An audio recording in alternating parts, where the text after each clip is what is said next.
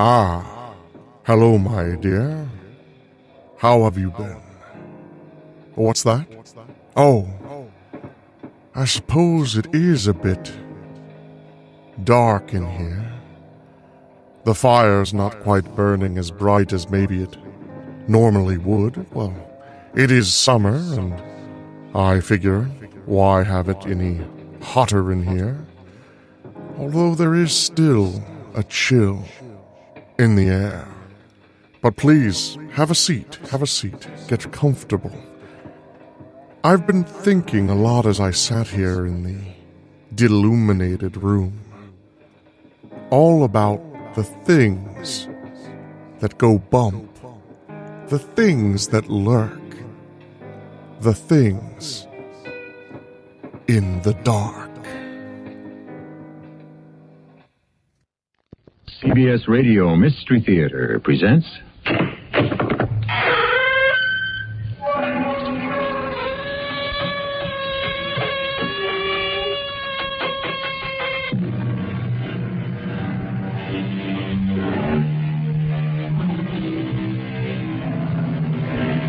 Come in. Welcome. I'm E.G. Marshall. I shall not assign time or place to the story that follows. It could have happened decades ago in one of several localities. Very likely is happening somewhere right now.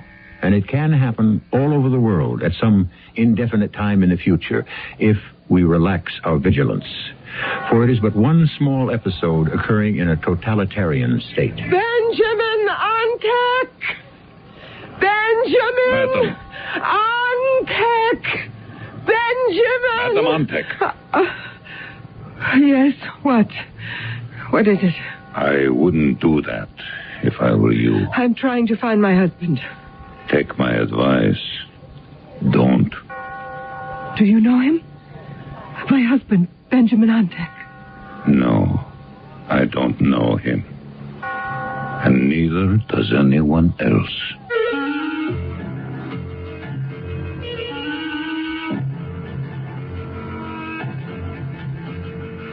Our mystery drama, In the Dark, was written especially for the Mystery Theater by Elspeth Eric and stars Terry Keane. It is sponsored in part by True Value Hardware Stores. I'll be back shortly with Act One.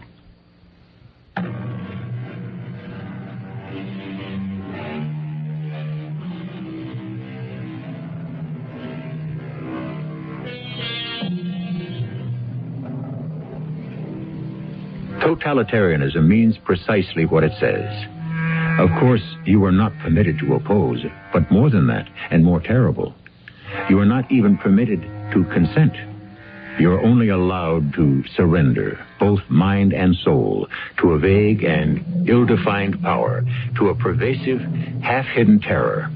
In short, you are required to give up everything that makes you, you. What is incredible is that so many people are not only willing, but eager to do just that.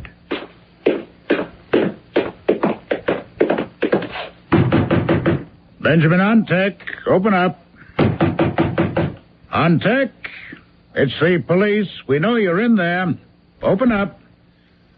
Bruno, you saw him come in, didn't you? Ah, you're Benjamin Antek. Yes, I'm Benjamin Antek. State police, you come with us. May I ask why? What for? You'll find out. Am I supposed to have done something? Get your coat. Well, I think there's been some mistake. I'm a musician. I play the cello. I don't mix in anything political, anything like that. Bruno, get his coat for him. Well, I'm not interested in that sort of thing. I just play the cello. I'm part of a trio. Cello, flute, and... That's good. Thank you, Bruno. Here, put this on. You'll need it. It's cold outside. I can't imagine what you want with me. Put it on. This has to be a mistake of some kind. Ready? Well, I'd like to leave a note for my wife. No time for that. But she'll be home soon. Let's get going. Yeah, I suppose it's best to get this cleared up. That's the idea. So, let's go.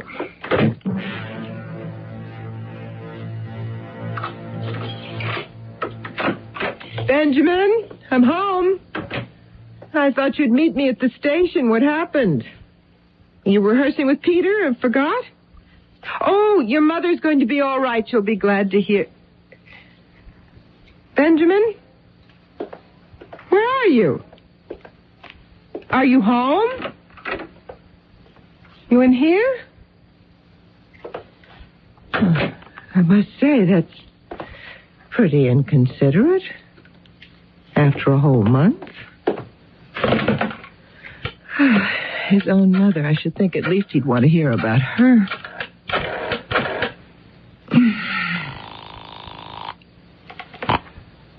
Yes? Hello? It's Karen, Mother Antec. Oh, Karen. You got home all right? Yes, I got home all right. No trouble at the border? No trouble. How are you feeling? Oh, tip-top, fit as a fiddle. How's Benjamin, okay? As far as I know, he didn't meet me at the station. Didn't meet you at the station? Well, it's not like my Benjamin. Let me speak to him. I'll give him a talking to. Well, he's not here. Well, where is he? I don't know. I thought at first he might be rehearsing with Peter Conrad. Peter plays the flute, you know. He and Helena live right downstairs. But Benjamin's cello is here, so that's not where he is. So, I guess I'll just have to wait for him to come home. Oh, Karen, if he doesn't come home soon, you know, he could have had an accident. If he doesn't show up in 10, 15 minutes, I'll start calling the hospitals.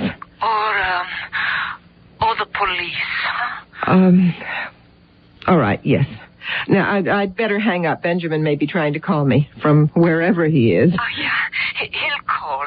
He'll call. Better still, he'll walk through the door. And when he does, Karen, you let me know, huh? One worries, you know. I know. Goodbye, my dear. Goodbye, Mother Antec. Benjamin, where are you? One worries, you know.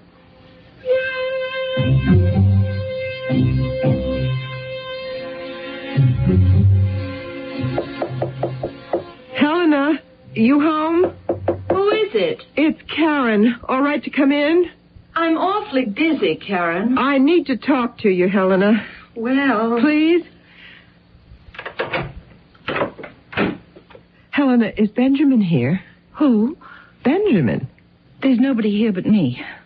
Look, could I come in for a minute? I'm cleaning. The children will be home from school in an hour, and I was... It's just for a minute. I need to talk to somebody. Well... Thank you. Just for a minute. Well, what did you want to talk about? I must say you don't seem very glad to see me. It's been a whole month. Has it been that long? Yes, Benjamin's mother's been quite sick. I've been looking after her. You crossed the border? It wasn't hard. Nobody tried to stop me. You were lucky. Well, maybe. Anyhow, Mrs. Antec is all right now. I had expected Benjamin to meet my train, but he wasn't there, so I came on home by myself. When I got here, there were no Benjamins. Really? My first thought was, well, of course, he's down here with Peter. They're practicing. But then I saw Benjamin's cello, so then I thought... I didn't know what to think. I was sort of upset. Would you move your feet, would you please? Oh, yes, sure. Thanks. I phoned Mother Antec and told her about Benjamin not being in the apartment. She said call the hospitals in case he'd had an accident, and she said call the police. Did you? Well, that's what I've been doing. And? Nothing. I mean, nobody knows anything. Listen, Karen, he'll show up. I know, but I was going crazy waiting, so I thought I'd just come down here. I thought maybe you or Peter would... you can put your feet down now. Helena, did you hear anything, anybody... I mean, did you hear anybody come to the house? If anybody did, they'd have to go right past your apartment to get to the stairs. So, did you hear anybody? No, I didn't hear a thing. Well, did Peter? I'm sure I don't know. Well, when will he be home so I can ask him? He won't be home. Oh, you mean he's away? Yes, he's away. Where'd he go? When will he be back? Look, I might as well tell you, Karen. Peter and I are divorced. Divorced? I just got my decree. But I thought you and Peter were so happy together. Oh, one never knows, does one? About other people. I simply can't believe it. What about the children? That's why I had to divorce him. Because of the children. Helena, you're not making sense. Peter adores the children. They adore him. Look, Karen, I really don't want to talk about it. It's just too painful. You understand, don't you? Well, I guess I do. Oh, look. I'm sure you and Peter will get back together again. Not a chance. Oh, sure you will. First time he comes around, asks you to take him back, you'll say yes. Look, if he so much as shows his face at that door, I'll chase him down the street. Now, really, Karen, I've got to finish up this cleaning before the children get home, so if you don't mind, Helena, you really don't want me here, do you? It's not that, Karen. Yes, it is that. That's exactly what it is. I don't know what I've done to offend you, Helena, but obviously I've done something. All I can say is I'm sorry. Oh, Karen. I'm going back upstairs and wait for Benjamin. Oh, Karen, I'm sorry. I'm really sorry.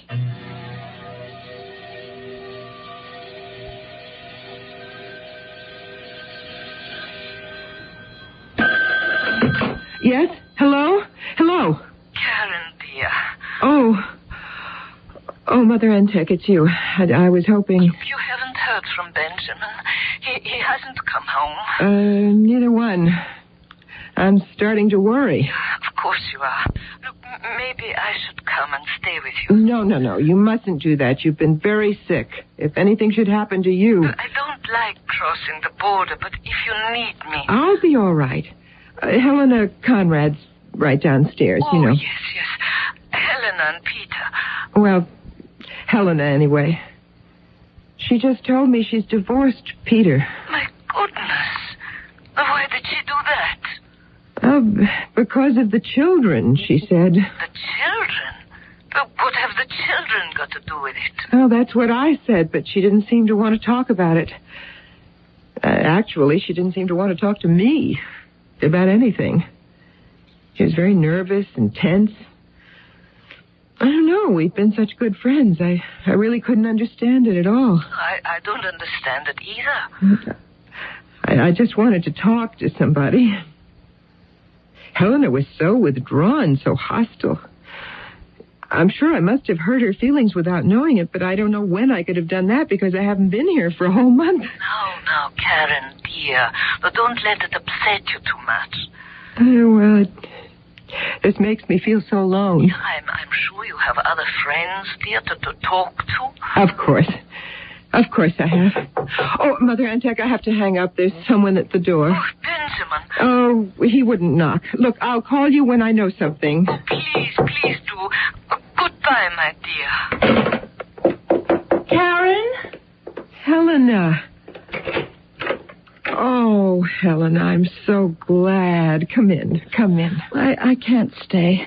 I just wanted to tell you I'm sorry about, before. I mean, if I was rude. That's all right. Please, come in. No, I better not. Look, Karen, you said you went to the police. Yes, and I called the hospital. Where did you go? Down to the police station? Well, yes, of course. Who did you talk to? The officer at the desk, and he talked to some others. Men in uniform? Well, yes, they were in uniform. Then they were the regular police. Well, of course. Why? The regular police wear uniforms. The secret police don't.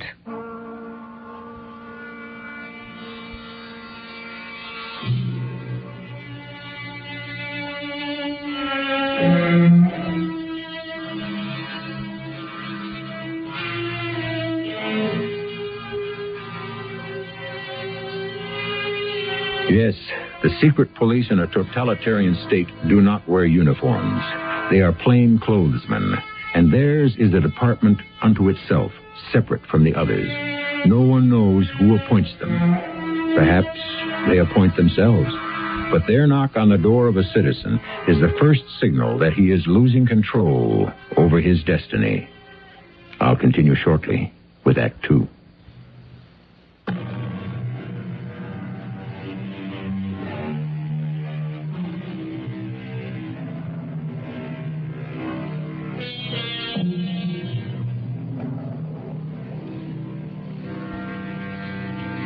If an entire population is of one mind, then no individual has any mind at all. If all speak with one voice, then no one is saying anything. But this is the fundamental aim of the totalitarian state, to break each mind and silence each voice. The ultimate would be realized when every citizen looked precisely like every other citizen, ending in a mass of faceless people. Did you hear what I said, Karen? You were talking about the police. The regular police. The ones you talk to. They wear uniforms. The secret police don't. Are you trying to tell me that Benjamin, that it was the secret police, that they took him? It's happened to other people. Happens all the time. But Benjamin, he doesn't take any interest. He doesn't have any interest in things like that. He doesn't even go to the rallies. Very suspicious.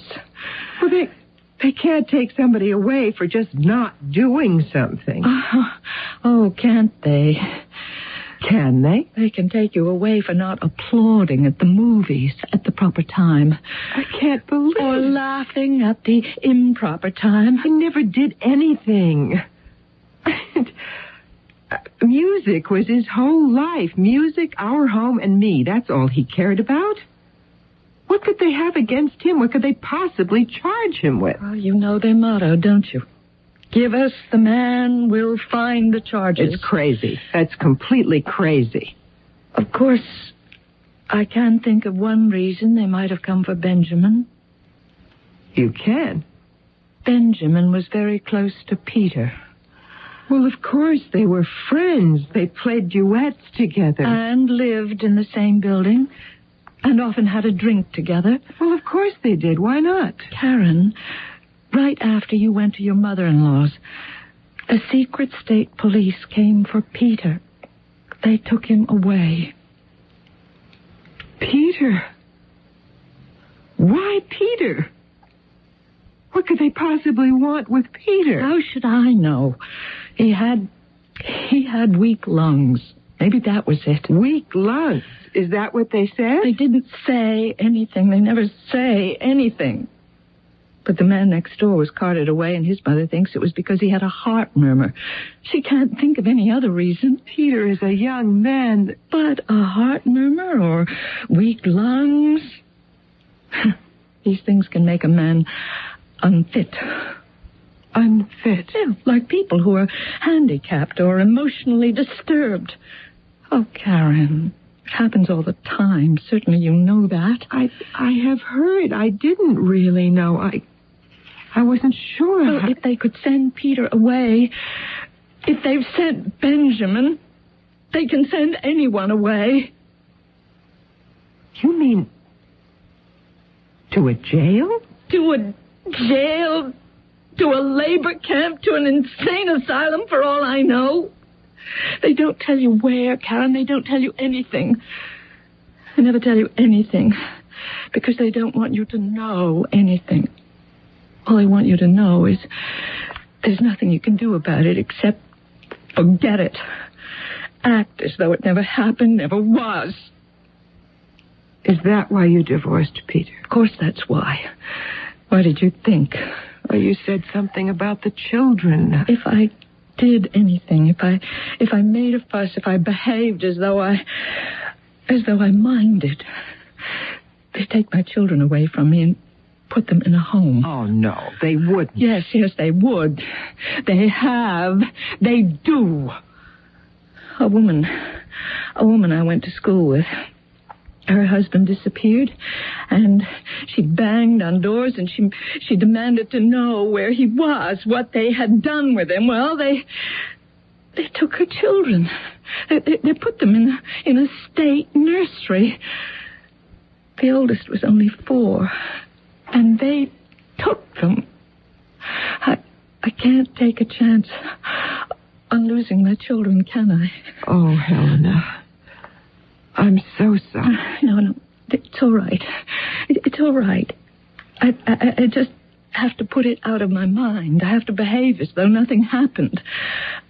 I'm sorry I carried on the way I did. I'm really sorry. Oh, how could you help it? No, I shouldn't have. I shouldn't have told you.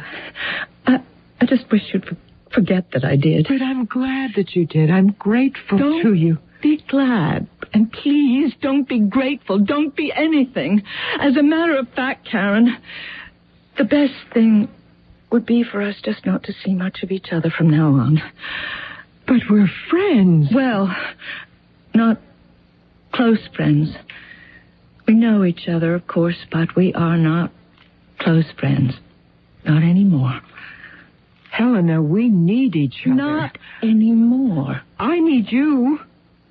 I have to have somebody to talk to. Find somebody else. If you can.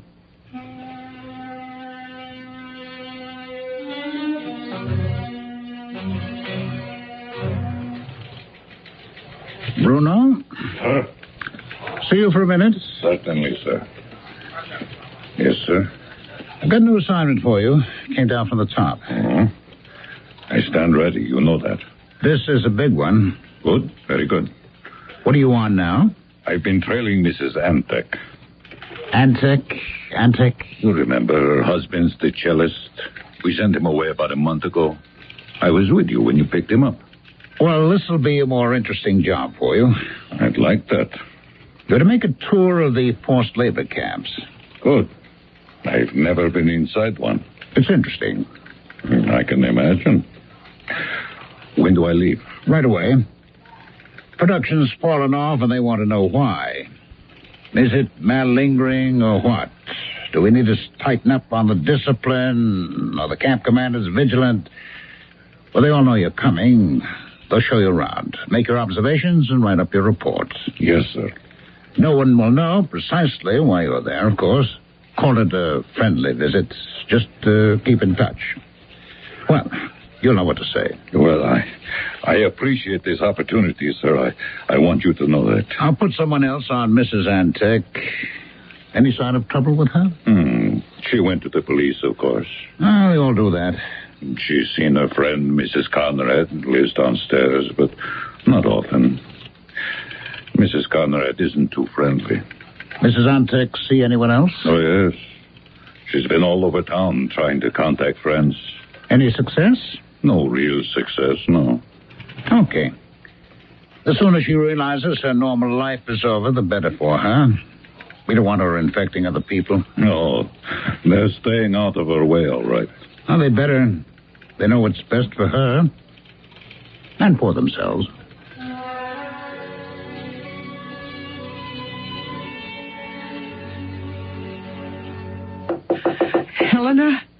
Helena, please, just for a minute. Go away, Karen. I won't. I can't. I have to talk to someone, Helena. Just come to the door.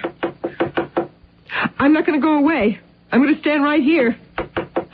All day if I have to.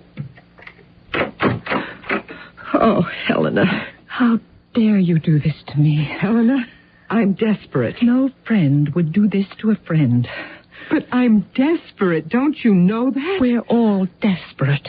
And I'm so frightened. It has been 6 whole weeks. I haven't been able to find out anything about Benjamin. Not anything. You never will. So make up your mind to it. I don't even know if he's alive or dead. Shut up. Do you know what that's like? Not knowing if your husband... I know very well what it's like. Then talk to me about it. Quiet. Just be quiet. Look, come on inside. Come inside. Thank you. But only for a minute. And keep your voice down. Helena, I have been all over the city. I've gone to see everybody who ever knew Benjamin at all. That was very silly of you. And nobody would talk to me once I told them why I was there. No, of course they wouldn't. And if you have any regard for them, you won't try to see them. They pass right by me on the street. Of course. They don't even look at me. Well, you shouldn't expect them to, if you ever cared for them at all. But they were our friends. Well, they're not now, and they never will be. What are you trying to do? Ruin them? No. Well, then stay away from them. And stay away from me, Karen. I have my children to think of. Then what am I to do? Where am I to go? Who will help me? No one. You're one of the lepers now, Karen. You're contagious. But what have I done? What did Peter do? What did Benjamin do? What did I do? Nothing. So, you see? No, I don't see. I don't see at all. Oh, you're still such an innocent. I can't... I've heard things. I don't know whether I believe them or not. I just never thought anything like that would happen to me. Karen, I'm going to tell you something, and then you've got to go.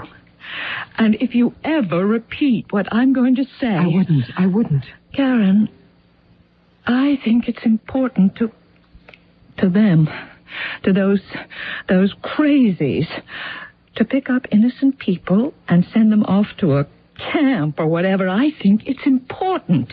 But why? Why should it be? Because it tells everybody that nobody is safe. Nobody is ever safe. Nobody, not ever. Why? What is the point of it? The point is to develop a whole nation of people who do what they're told, who don't think, who don't feel, who simply react like trained dogs to a signal. After all, if they're going to take over the world, the whole universe, maybe, someday, they can't have people feeling and thinking. Now, can they?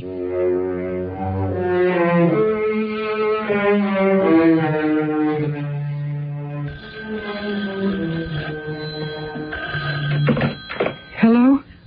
Karen? All right. I'm frightened, Mother Antec. No, Karen.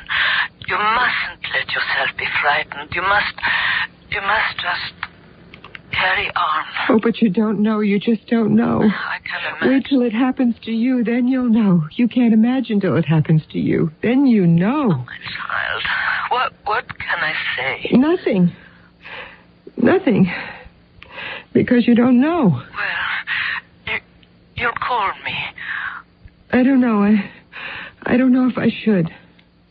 I don't know about anything. Well, then, I'll call you. We have to keep in touch. You and I. Karen? Mother Antec? Yes, my dear. Could you come here? Would you come here and stay with me? I'm so frightened. I haven't got anybody to talk to. Everybody avoids me. And Helena says I shouldn't go near anybody because I might put them in danger if they were seen talking to me. I mean, people I've known for years, sometimes they don't even nod when they pass me on the street. They never say hello or anything. They just hurry on by. Could you come and stay with me until we hear something about Benjamin? Could you do that? Karen, I think we need to be careful. I think until things are straightened out somehow, we should be very, very careful about what we do and what we say.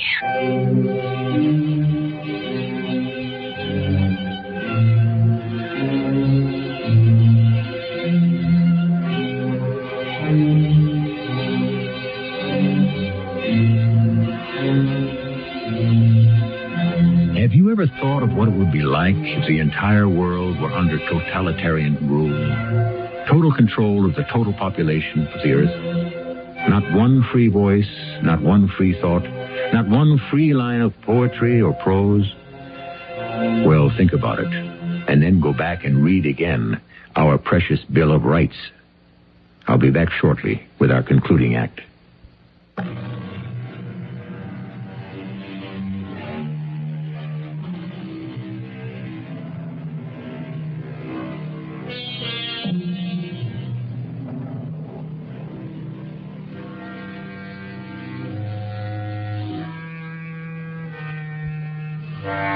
I think it is worth repeating that the incident you are experiencing could have occurred in one of several places and could be happening somewhere right now, because man is intoxicated with the idea that everything is possible. Is he at the same time convincing himself that everything is therefore allowable? Is his arrogance really so stupendous as to believe that? Sir? Oh, Bruno, you're back. Yes, sir. 20 minutes ago. I thought I should report to you straight off. Sit down. Tell me about your inspection tour. Give me a general idea. Well, to me, a novice, of course, at this sort of thing. Nice fresh viewpoint. I was impressed. On the whole, the camps seem to be run with remarkable efficiency. They appear to be getting the maximum amount of labor out of all the inmates. Is that so? Actually, sir, they are getting a lot of work out of them that really has no purpose. No purpose that I could see at any rate.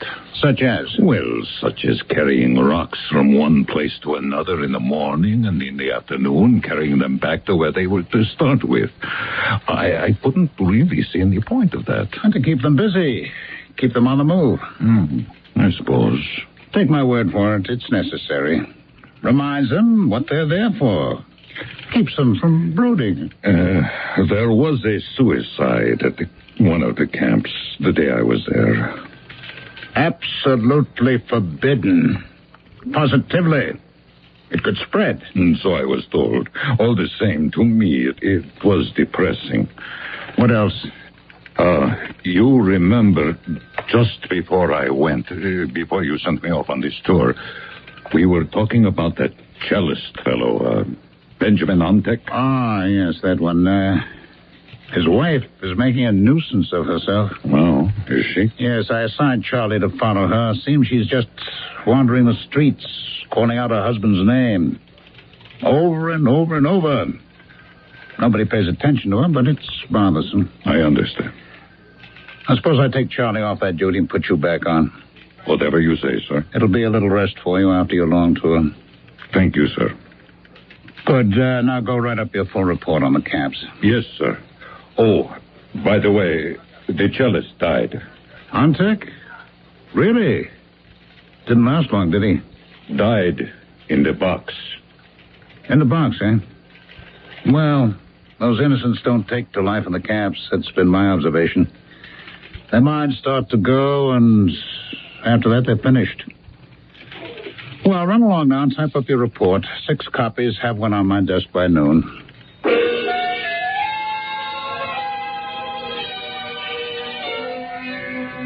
Benjamin Ontek? Benjamin Ontek? Madam Ontek. Yes. What is it? I wouldn't do that if I were you. I'm trying to find my husband. Take my advice. Don't. Do you know him? My husband, Benjamin Ontek. No. I don't know him. And neither does anyone else. But lots of people know him. We have lots of friends. He's well known in this city. He's performed in public. You see, he's a cellist, and people come to hear him play. He's with a trio. They get written up in the newspapers. Madam, his picture has been in the papers many times.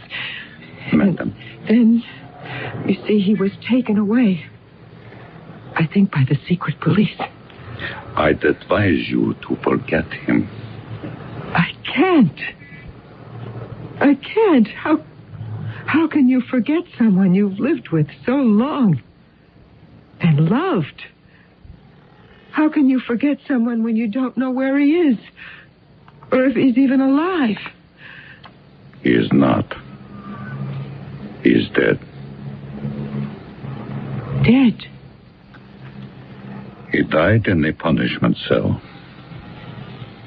Oh. When? Sometime last week. I see. You sure? I was there. see. Well, then, there's no use looking for him, is there? No use at all. I see. Well, thank God.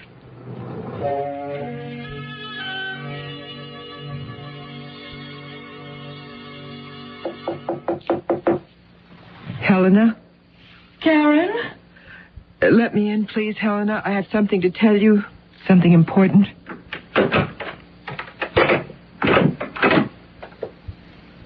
Well, I'd like to come in, please.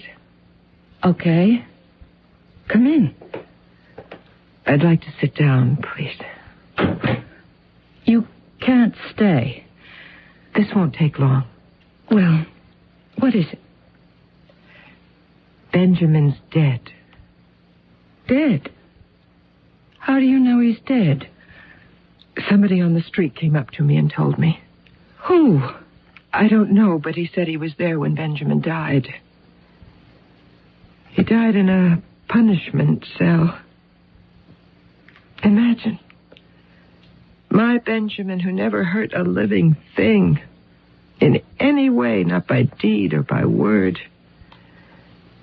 My Benjamin died in a punishment cell. Oh, Karen, I'm so very sorry.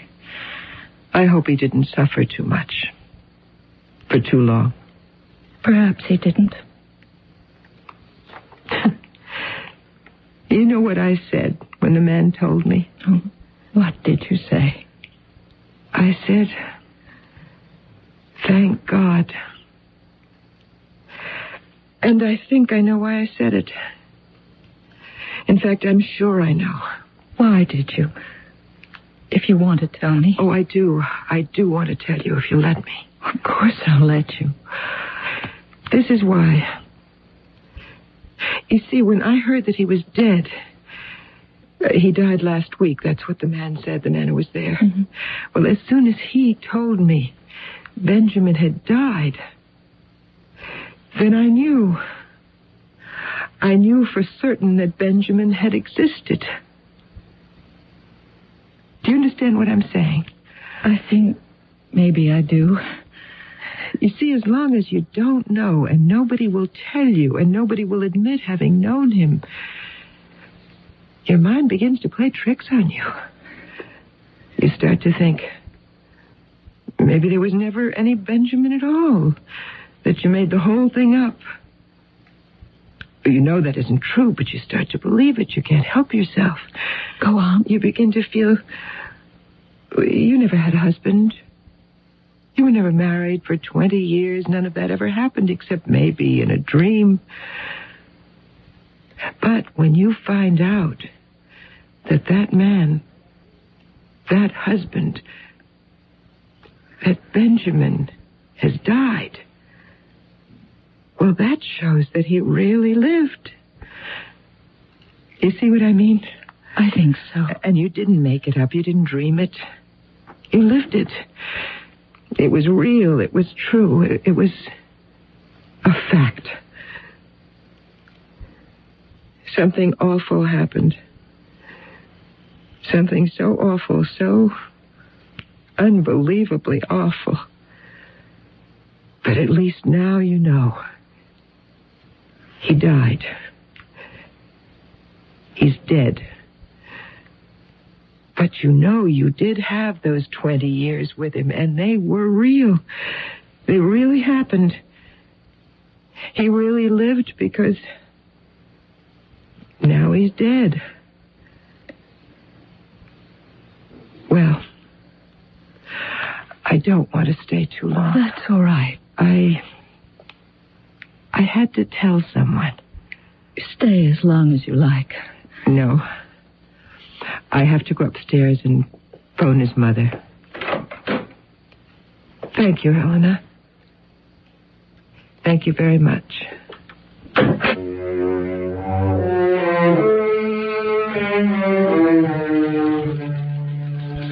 Sir? Oh, yes, Bruno. May I speak to you for a moment? Certainly, certainly. It's about Mrs. Antek, the cellist's wife. Oh, yes, the one who was caterwauling around the streets. That's the one. She isn't doing it anymore, sir.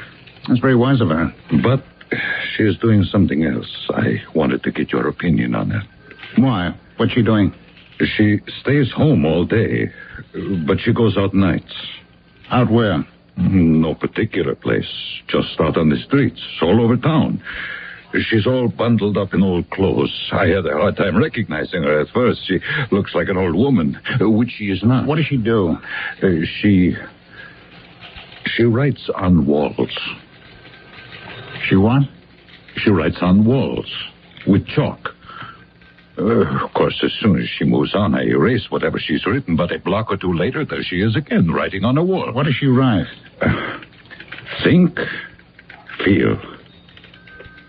Think, feel? What makes her do that, I wonder? I can't imagine. Unless... Yes, unless what? Well, she started it right after I told her that her husband's dead. You see, when she was wondering about shouting his name, I put a stop to it. I told her he died the week before, in the box. You fool! You unmitigated idiot! Me, sir? You mean me? Don't you know anything at all about the movements? Well, I thought I did. I certainly... No one is supposed to know what's happened. Same as they're not supposed to know what's going to happen. But no one told me that. No one should have to tell you. If you had the proper blood in your veins, the right spirit in your soul, you'd have known without being told. These cattle are not entitled to facts. They're not entitled to anything but what we choose to tell them. They're there to do what they're told, to cheer and obey and cheer while they're obeying. You've been with a party this long, you don't even know that? Think. Feel, indeed. They'll think what we tell them to think, and they'll feel what we want them to feel, and that's the whole idea behind the movement. I'm sorry, sir. I didn't mean. If I'd known, I'd never... All right. Stop blubbering. Believe me, sir, I'll never make such a mistake again. No, you won't. I've learned my lesson. I wonder if you have. Oh, yes, sir, yes, I have. It seems to me that a year in a forced labor camp would drive the lesson home. Don't you think so? Or an insane asylum? Whatever you think best. I'm sure that's what would be best. I'm sure, too. A little more indoctrination. Eh, Bruno? Yes, sir. I'm sure that's what I need. I think so, too. Just to make certain you're worthy to be a member of the ruling class. Now, go turn yourself in.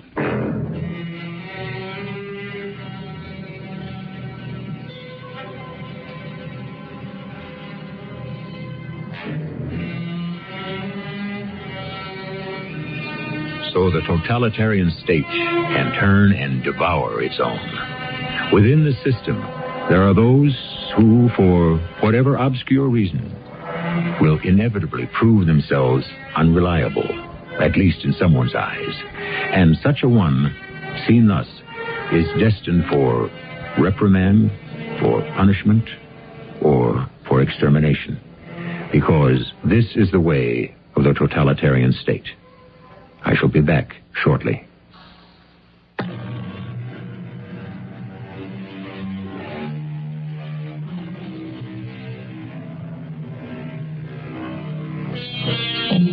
One more word. I have heard that once upon a time, for what reason I cannot imagine, a certain gentleman spent many years cutting off the tails of rats, hoping to produce a strain of rats without tails.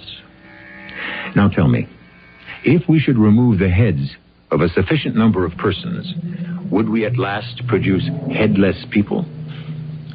I can only tell you it didn't work with the rats. They went right on being born with tails. Our cast included Terry Keane, Carol Teitel, Ray Owens, and Ralph Bell. The entire production was under the direction of Hyman Brown. Well, I suppose I can put another log on the fire. The wood is not necessarily ideal tonight. I haven't had another delivery in quite a while, so it may take a bit for it to catch and reach its full luminance. But that's okay, because as long as we're here sharing this moment with a hot cup of tea and a smile on our faces, as long as we're together sharing this experience, I will never fear the dark chamber.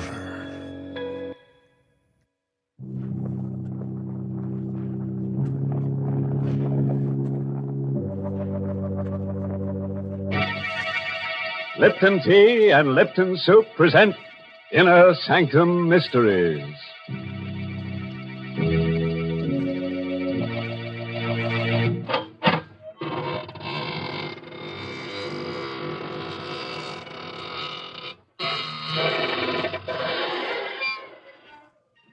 Good evening, friends of the Inner Sanctum.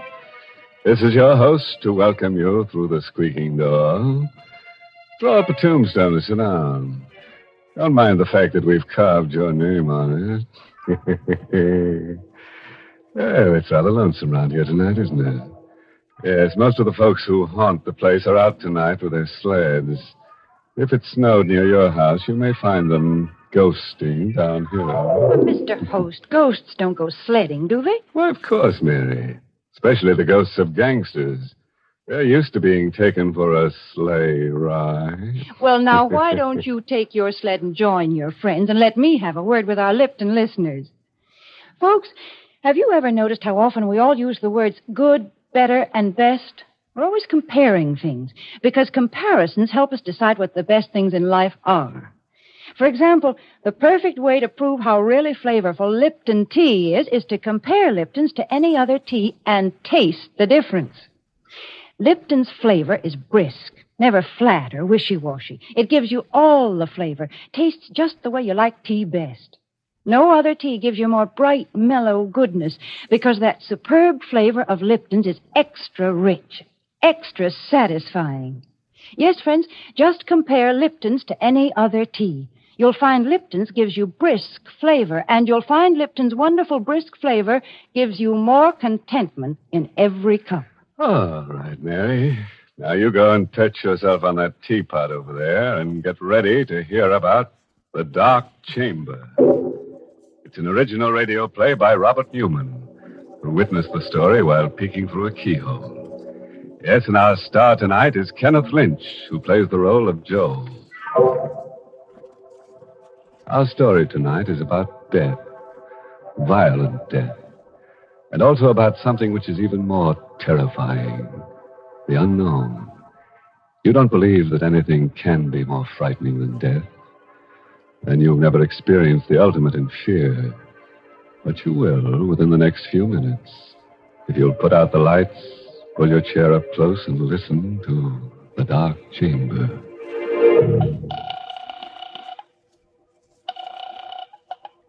Police headquarters, Ryan speaking. Hello, police. Listen, you've got to help me. You've got to. I don't know how you can, but my name is Watson, Joe Watson. I'm a driver for the Acme Sanitary Hand Laundry. Address? Where I am, I don't know. That's part of the trouble. Now, look. Hey, wait, listen. I know it sounds crazy, but it's true. Check the laundry. Check the veterans. I'm an ex-GI. They'll tell you I'm straight. Well, I'm in a room someplace. I don't know where it is or how I got here or what I'm here for.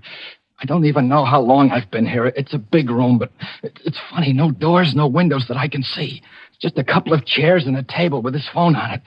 I'm scared. What do you expect us to do? Find me. Find out what this is all about and get me out of here. I don't know. Oh, listen, this isn't a gag. Can't you tell? You don't know what it's like just sitting here waiting, not knowing where or why or what's going to happen. Can't you trace this call or something? Well, okay. Hang on. Oh, thank heaven. I was afraid.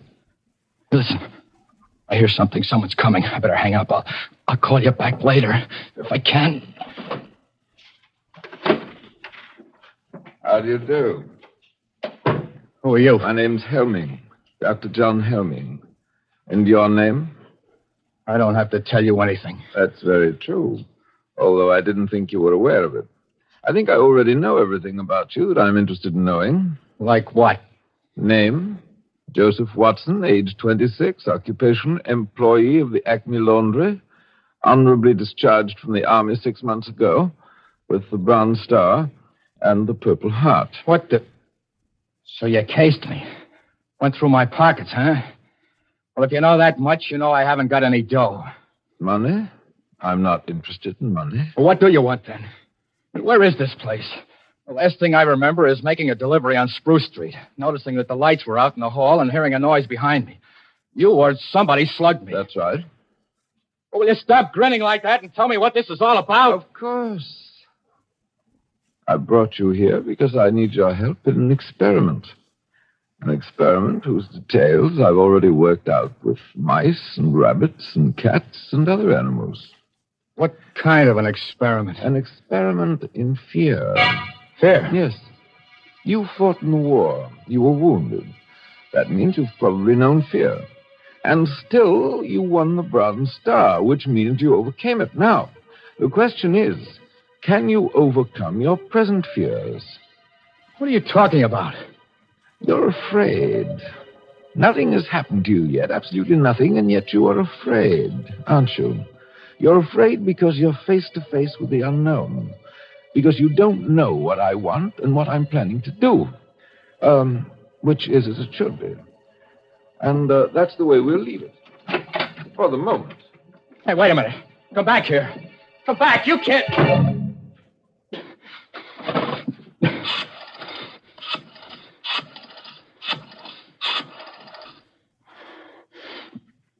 Hello, police. This is Joe Watson again. Listen, I got a little more dope.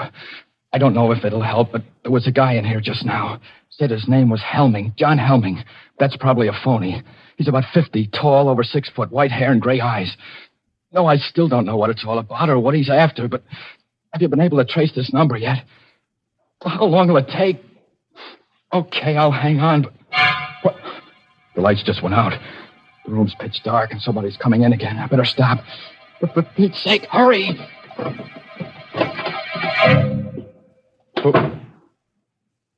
Who's that? Who just came in? Who are you? A girl. Keep away from me. Keep away, do you hear? Keep away. What's the angle now? Angle? Why did you bring me here? Wait a minute. You mean he put the snatch on you, too? When I was on my way home, chloroform or something. And the next thing I knew... Why are you pretending? You're in on it, too. You must be. It's a trap. It's a trap, all right. I'm not in on it. I'm in it, along with you. My name is Watson. Joe Watson. I'm Betty Grant. You swear? I swear. What would I lie about it for? I wonder why he put you in here. Put us together. Who is he? What's he going to do? I don't know. He said something about an experiment. An experiment in fear, but... Hey, listen, we've got to get out of here somehow, some way. He might be listening. Very astute, my dear. Of course I'm listening. What the...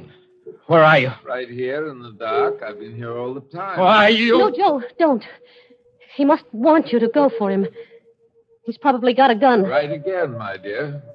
Not that I'll need it. This is stage 2 of the experiment. A new stimulus to action has been introduced. Man against the unknown has become man and woman against the unknown. Look, let's get down to brass tacks. Be sensible about this. Thank you, Joe. That's why I won't need my gun. This new stimulus has been negated by an increased sense of responsibility. Responsibility towards the girl, and therefore by increased fear. Blast you, gun or no gun, if I get my hands on you, where are you? Where are you? Outside now, so you can relax. That was the final stimulus in this stage. Injured pride. The discovery that I could read your innermost thoughts and knew exactly what you were going to do. But you mustn't let that bother you. I already know everything you're going to do from now on. Till the end. Listen, you! Helming! Helming! He's gone. Joe. I know. Hold on, baby. Don't let it get you. There must be a way, some way. Do you suppose he's still listening? It's hard to say. But I'm going to take a chance. There's one thing he didn't figure on. A telephone. Here? Yes. If I can find it again in the dark. It's over on the... Here it is. I put through 2 calls already to the police. Told them what was happening and asked them to get me out of here. I had to hang up both times before they could trace the call and get this number, but this time... Hello, operator. What? No, this isn't the operator. You're on a busy wire. It doesn't matter. Thank heaven I got somebody. I've been trying for about 10 minutes now. Look, get off the line, will you? I've got to get through to the police. It's terribly important. But you've got to help me. You've got to. My name's Ben Lazarian. I'm a prisoner someplace. I don't know where. What? It's true. Strange house somewhere. The doctor who says his name is Helming. What? What are you laughing at? Joe, what is it? What is it? I haven't got headquarters. I've got a guy that... I'm sorry, Ben. It's no use. What do you mean? We're in the same boat you are. A girl named Betty Grant and myself. Helming's got us locked up, too. You too? Yeah. He said he knew everything we were thinking, everything we were going to do. I did get through to the police before, but I guess he caught wise. We're talking to each other over an inside line. Then... Yeah. We're through. No. Joe, don't say that. Don't even think it. Look, ask him exactly where he is. Just where are you, Ben? Do you know? It's hard to say. I was out cold when he brought me here. It's a kind of a hall, a passageway. Cement floor, ceiling, stone walls. There doesn't seem to be any door opening or anything like that. That's what I thought here, too. But there must be one, or how would he have gotten you in there? Hey, listen, start looking. See if you can find it. That's true. I never thought of that. If I do find the door and it opens into where you are... That's right. 3 of us together. We'll surely be able to figure something out then. Hold on. I'll start pounding on the walls. You see if you hear anything. Go ahead. What's he doing? He's going to knock on the walls to see if he's anywhere near us. And if he is, if he can find a door, we can get together. Hear anything? I'm not sure. Maybe. I'm not sure either. Sounds awful far away, is it? There, listen. That wall right there. Hello. Hello, Ben. Yes? We heard you. You're right next to us. Now, Ben, you listen, and Betty'll knock back. Go ahead, Betty. That way, Ben, you'll be able to tell just which wall it is. Okay. Right.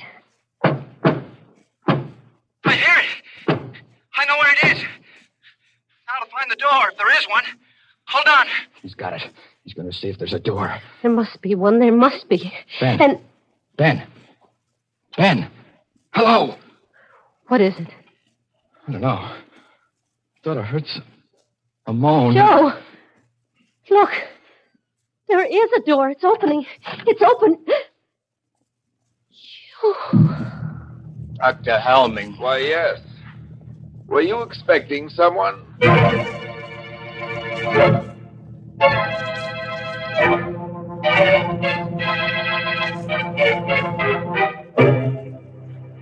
Well, now that you mention it, Doctor, there was someone we've been expecting and waiting for since we first heard about that cozy little place of yours.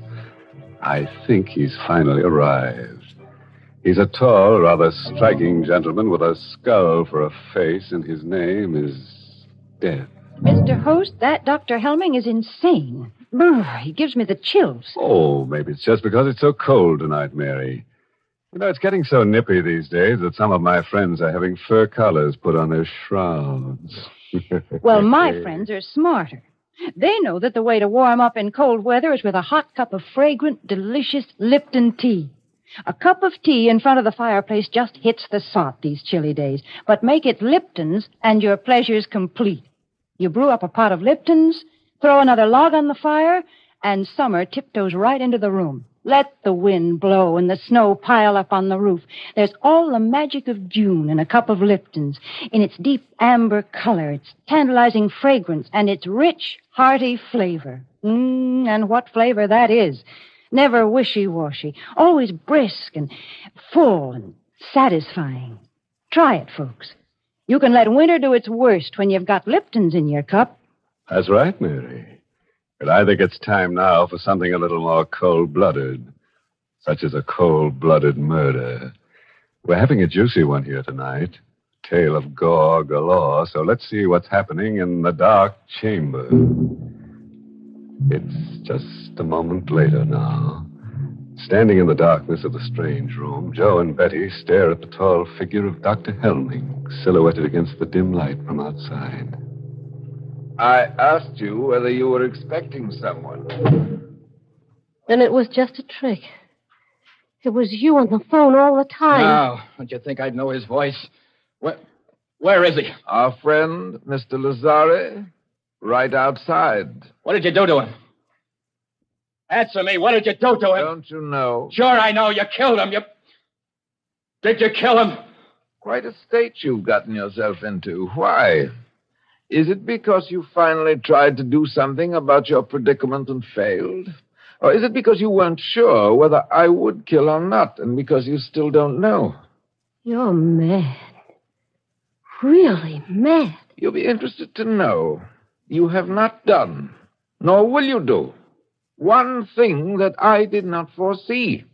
Every move you made, every emotion you felt, was charted, outlined, and... What's that? That, I think, is probably the police. The police? Yes. I know that you're very anxious to talk to them, and I'll see that you get a chance to. Soon.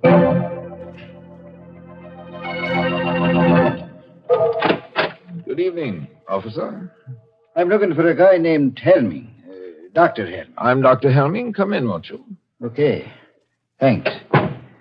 This is kind of a funny business. It's about a phone call we got a while ago. Finally traced here. The guy who said he was a prisoner or something. That must have been Watson. Yeah, that's his name. Joe Watson. You know him? Of course. I can't tell you how sorry I am. It was really very careless of me, and I'll see that it doesn't happen again. What do you mean? If you did any investigating, which I'm sure you did, then you know that I don't run a sanitarium exactly, but I do take a few patients. Mental cases for treatment. Ah, so that's it. A nut, eh? I wish you wouldn't say that. Watson's case is particularly interesting. A 4F who wasn't able to enlist, and he developed a persecution mania. Thinks that everyone is down on him, eh? Not everyone, exactly. His present fantasy is that he's an ex-GI and that I'm keeping him prisoner. Sure sounds plenty tough. Well, I guess I'll run along. I'm sorry I bothered you. Don't you want to see them first, officer? Talk to them? There's no need of that, Doctor. We get calls from cranks every day. We always investigate a cause. But I insist. After all, you only have my word for it. There's just one thing I'd like to caution you about. Sure, I know. I'll play along. Humor them. Splendid. Right in here. It's quite a room. Joe, look. It's a cop, and that means... Then you did get my message. Sure, Joe. Took a little time to trace the call, but everything's okay. Oh, thank heaven. It was such a screwy story, I was afraid that... Hey, wait a minute. Then why is he standing there like that? Why haven't you got the bracelets on him? Dr. Helming? No need for any rough stuff. He said he'd come along quietly. What? You're lying. I don't know why, but there's something wrong here. Something... I know. You think we made the whole thing up. But we're crazy. No. It's true. He told you we were, and you believed him. Of course not. Look, Stop it, will you? Stop saying that. Oh, if I could only prove it somehow. Show you. I know. Lazari. Joe. Murder. That'll open your eyes. Somewhere in that wall is a door. Make him open it. Show you what's behind it. I think maybe I'd better be going, Doc. But there is a door there, officer. Just a second. I'll open it for you. Here we are. Joe. Body. It's gone. These doctors are always hiding the bodies. Turns up again later. Give us another ring, huh? Maybe I shouldn't have said that. Can I go out this way, Doc? Down to the end of the corridor, then to your right. I'm sorry I gave you all this trouble. Perfectly all right. Thank you for being so understanding. Quite all right. Goodbye. Goodbye, Doc. Well, children? Don't look that way, Joe. Don't. I know what you're thinking, and it's not true. We're not crazy. There was a body there. Of course. You hid it when you went out to let the cop in. And the telephone. You left that here purposely.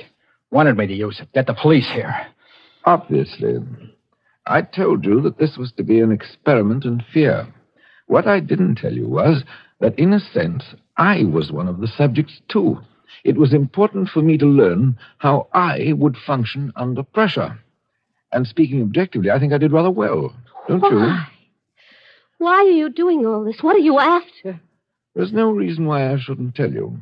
If anyone truly understands the nature of fear, is able accurately to forecast the actions and reactions of an individual, then he can use fear as a weapon.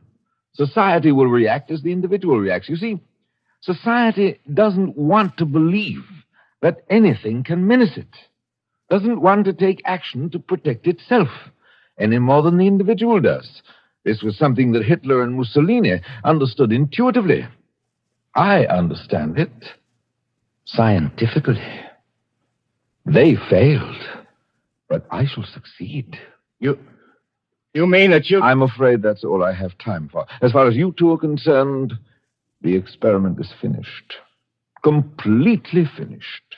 I have a few arrangements to take care of, and then, well, make the best of these last few minutes, for they will be your last.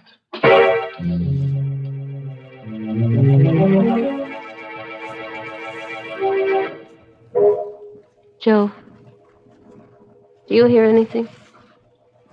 Is he coming back? Not yet. He's going to kill us, isn't he? Just the way he killed Lazare.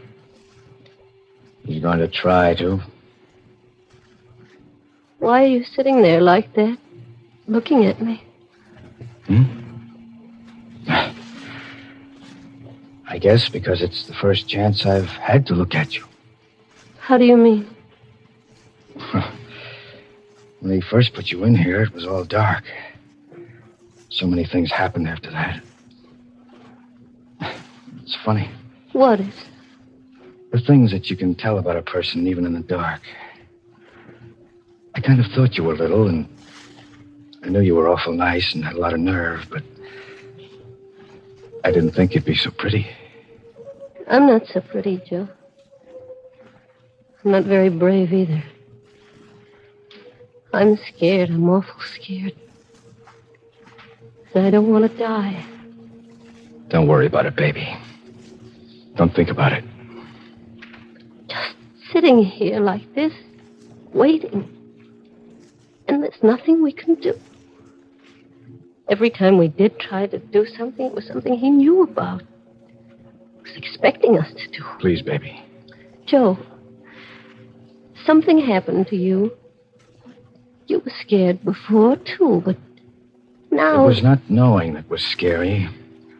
Not knowing what was going to happen or why or what you could do about it. But once you do know, once you make up your mind, then you've got to forget about it. Forget about everything. Make up your mind about what? This is going to sound kind of funny, especially now, but... Well, do you have anyone special? A fellow, I mean, that... Why... Oh, no. That's good. I mean... Well, gee, it's a shame we never met before. If we had, we wouldn't be here now. I mean, we probably would have been out together someplace. And what time do you get through work usually? About 6. The store closes at 5:30, but... Me too. I could have picked you up at about 6. Joe, I hear something. He's coming. Yeah. Okay, get up. over in the corner of the room so that he'll see you as soon as he opens the door. What about you? I'll be waiting over here, behind the door. Joe, you're not going to... I know I haven't got much of a chance, but... Well, wish me luck. But it'll be quick anyway. Oh, no. Joe, please. All right, my young friend. Time. All my arrangements have been completed, and I'm... Where's Watson? Right here. Joe, Sally! It's okay, baby. Didn't get me. I had the barrel of the gun and... Good Lord. Got him. In the chest. But you couldn't have done that. You couldn't have. Outside, Betty. See if you can find another phone. Call the police again. And this time, tell them to bring an ambulance. But you couldn't have done it. It was all plotted, graphed, and worked out in detail. I knew just what you were going to do, how you would react. By this time, you were to be in a state of complete frustration, resigned, ready to die. Why did you do it? Why? I don't know. Now just take it But easy. I've got to know. You've got to tell me. Was it because of the girl? Out of desperation? Because you knew you were going to die anyway? I tell you, I don't know. I just know that... Well, a guy will take just so much pushing around.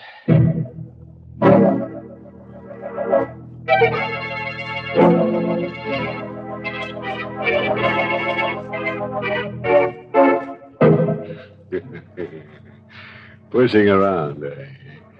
Well, it sounds to me as if one of our characters is going to get a lot of pushing around at the end of a pitchfork and in a very warm climate. Yes, good old Helming's finished. He's got to be if we're to have at least 2 corpses, the inner sanctum minimum. Oh, you think that's a little arbitrary? Not at all. We've got to have at least 2 corpses to play our theme song, When a Body Meets a Body. Theme song? I didn't know we had one. Oh, Mary, we've got lots of them. Didn't you ever hear our skeleton song? I ain't got no body. Mr. Host, let's be serious for a moment, because I want to talk about one of the most serious things in life, our health. For instance, the war may eventually lead to an increase in tuberculosis. And that's why the makers of Lipton tea and Lipton soup have asked me to remind you of the annual sale of Christmas seals. Funds raised by this sale support tuberculosis control programs, X-rays, health education, and medical research. Remember, over 500,000 people in the United States and Canada suffer from this disease. So buy as many Christmas seals as you can. No one is safe from tuberculosis until everyone is safe. And Christmas seals can save lives.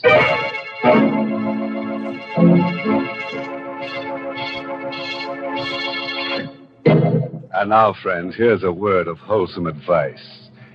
If you've had any murderous thoughts lately, give them up. It just doesn't pay. Well, I know a lady who killed off her husband, and, you know, it just ruined her marriage. As he grew very cold to her. Oh, by the way, this month's Inner Sanctum mystery novel is The Fearful Passage by H.C. Branson. Yes, and next week's Inner Sanctum story, directed by Hyman Brown and brought to you by Lipton Tea and Lipton Soup. Next week's story is about a vampire. He's a very stingy fellow. That's when you go out with him, the drinks are always on you. Naturally, we're going to try to make him feel at home here, so I've just ordered a good supply of bats with green eyes, a coffin for him to sleep in, and a wooden stake to drive through his heart. I wouldn't stake my life on it, friends, but he may visit you before next Tuesday. Until then, good night. Pleasant dreams.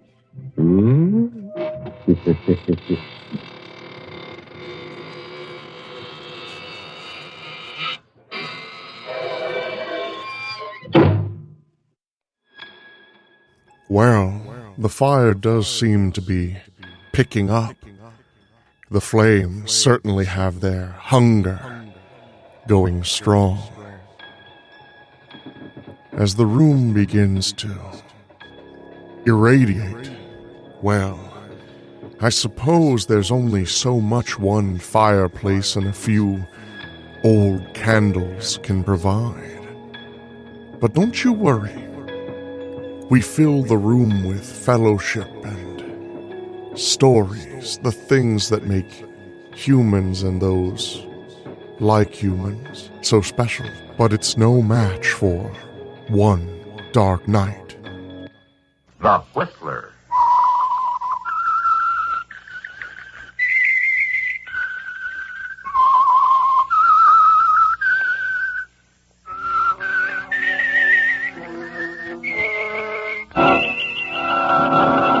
I am the Whistler, and I know many things, for I walk by night. I know many strange tales, hidden in the hearts of men and women who have stepped into the shadows. Yes, I know the nameless terrors of which they dare not speak. And now the Whistler's strange story, One Dark Night.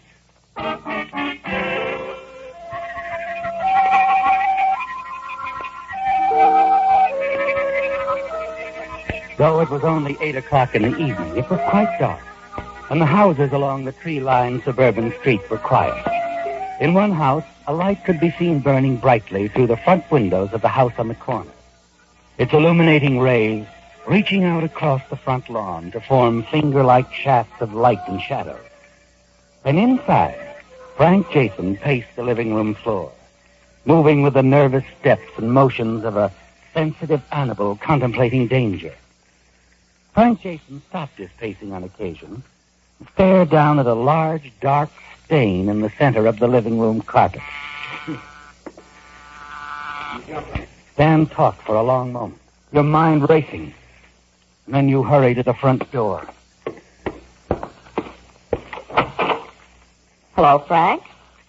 Not disturbing you, am I? No, Doris, of course not. Come in. You seem nervous. Not worried about a next-door neighbor dropping in, are you? No. I saw your light on. I thought I'd drop in. Your ever-loving wife and I had a date to go shopping in the morning, but I'm glad you stopped by, Doris. I was about to phone you. Oh? Frank, what's the matter? Something wrong? It's about Cora. Do you have any idea where she could be? She's not home? No. I haven't seen her since this morning when I left for the office. You haven't? That's strange. What do you suppose... Did you see her today? Around 10 this morning. We had a cup of coffee. That's when we planned to go shopping tomorrow. I came by to tell her I couldn't make it. I'm worried, Doris. Worried sick. I've called everywhere. Wait a minute. Could she have gone to see her sister? I thought of it first thing. She does that often. Takes off without telling me. But she usually calls me when she gets there. And she hasn't? No. Did you call her sister's place? Yes. No answer. But she's probably gone out. She could have tried to reach you when you weren't here. I haven't left the house since I got back from the office. Oh, I'm sure Cora's all right.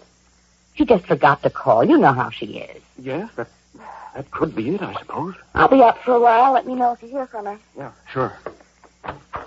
And don't worry. I'm sure Cora's all right. Good night, Frank. Good night.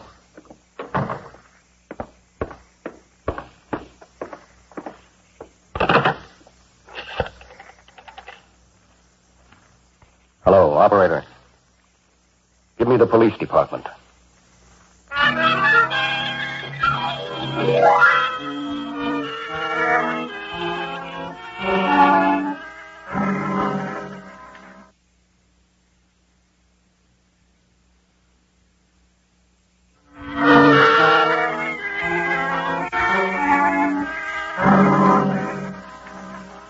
Say, Mr. Jason, you last saw your wife this morning when you left for the office?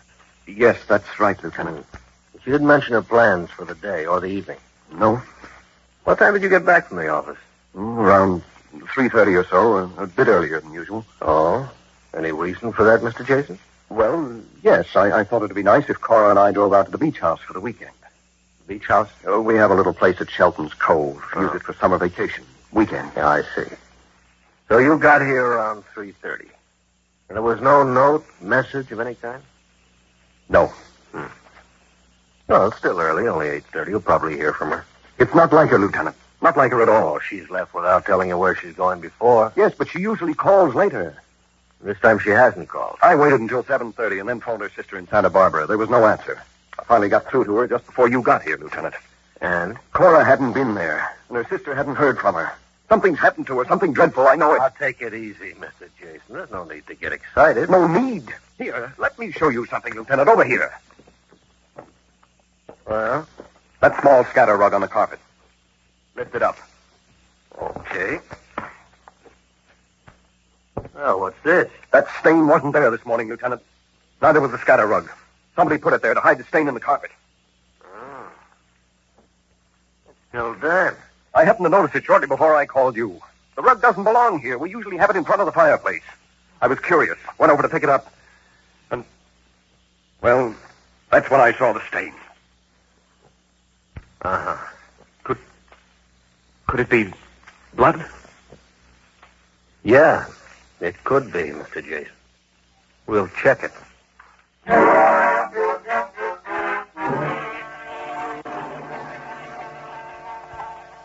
A kaleidoscope of thoughts and reactions go crisscrossing through your mind now, don't they, Frank? As you wait with the lieutenant for his men from the police lab to arrive. Go about their intricate, methodical check work. You watch them for a while and then wander out to the kitchen. Discover that your hand is trembling as you light a cigarette. You're not thinking of the men in the living room, are you, Frank? Not at this moment, as you stare out the window in the darkness of the garden and back. And then your thoughts are interrupted by the appearance of the lieutenant at your side. Mr. Jason? Yes. I have the report. Is it? Yeah. Blood. Oh, I was afraid of that. This description of your wife, Mr. Jason. Dark hair, 38 years old, 5 feet 4, weight approximately 118 pounds. Yes? Yeah. I'd like to have you come down to headquarters with me. Down to the morgue. The morgue? The body of a woman answering this general description was found in the bay several hours ago. You mean you think it might be? Yeah. And then again, it might not be. Well, Mr. Jason, do you feel up to it? Yes. Yes, of course.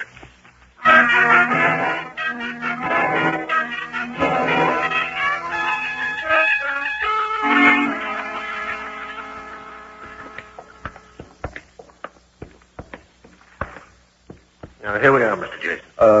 Lieutenant, just a moment, if you don't mind. Oh, sure. Here, would you like to sit down? No. I'll be all right. It's just... I know. Take it easy. All right, I guess I'm ready. Uh-huh. Let's get it over with.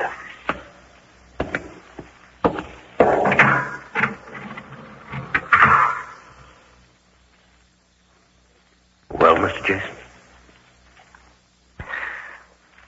No. That's not Cora. Thank heavens it's not Cora.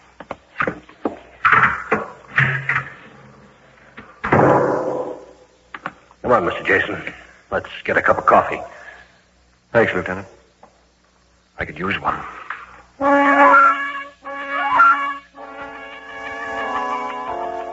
It all feels unreal to you, doesn't it, Frank? Your conversation with the police lieutenant, his lab man working in your living room, the visit to the morgue. All things that you've read about in the papers, but never quite pictured as happening to you. Yes, Frank. It's all like a dream, a haze of unfamiliar activity, of questions and answers and nervousness and cigarettes and cups of coffee held in a shaking hand. And then finally, with the lieutenant driving you home, your nerves begin to settle back into place. Reality returns almost simultaneously with the sound of the police car's front tire touching the curb in front of your own home. Home. Thanks, Lieutenant. You've been very kind. Not at all. You'll let me know if you hear anything. Oh, sure. Try and get a good night's rest, Mr. Jason.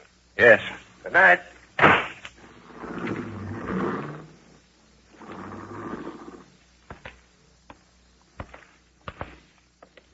Hello, Frank. What? Doris.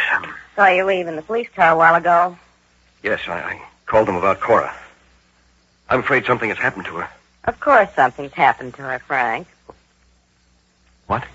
She's dead, isn't she? And only the two of us know where she is. I don't understand. She's in your back garden where you buried her 2 hours ago. Right, darling?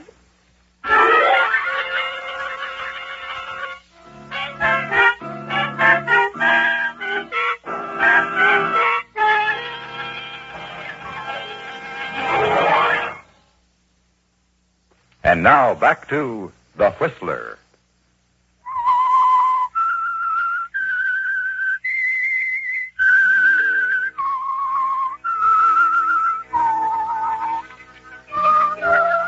The feeling of a nightmare returns quickly, doesn't it, Frank?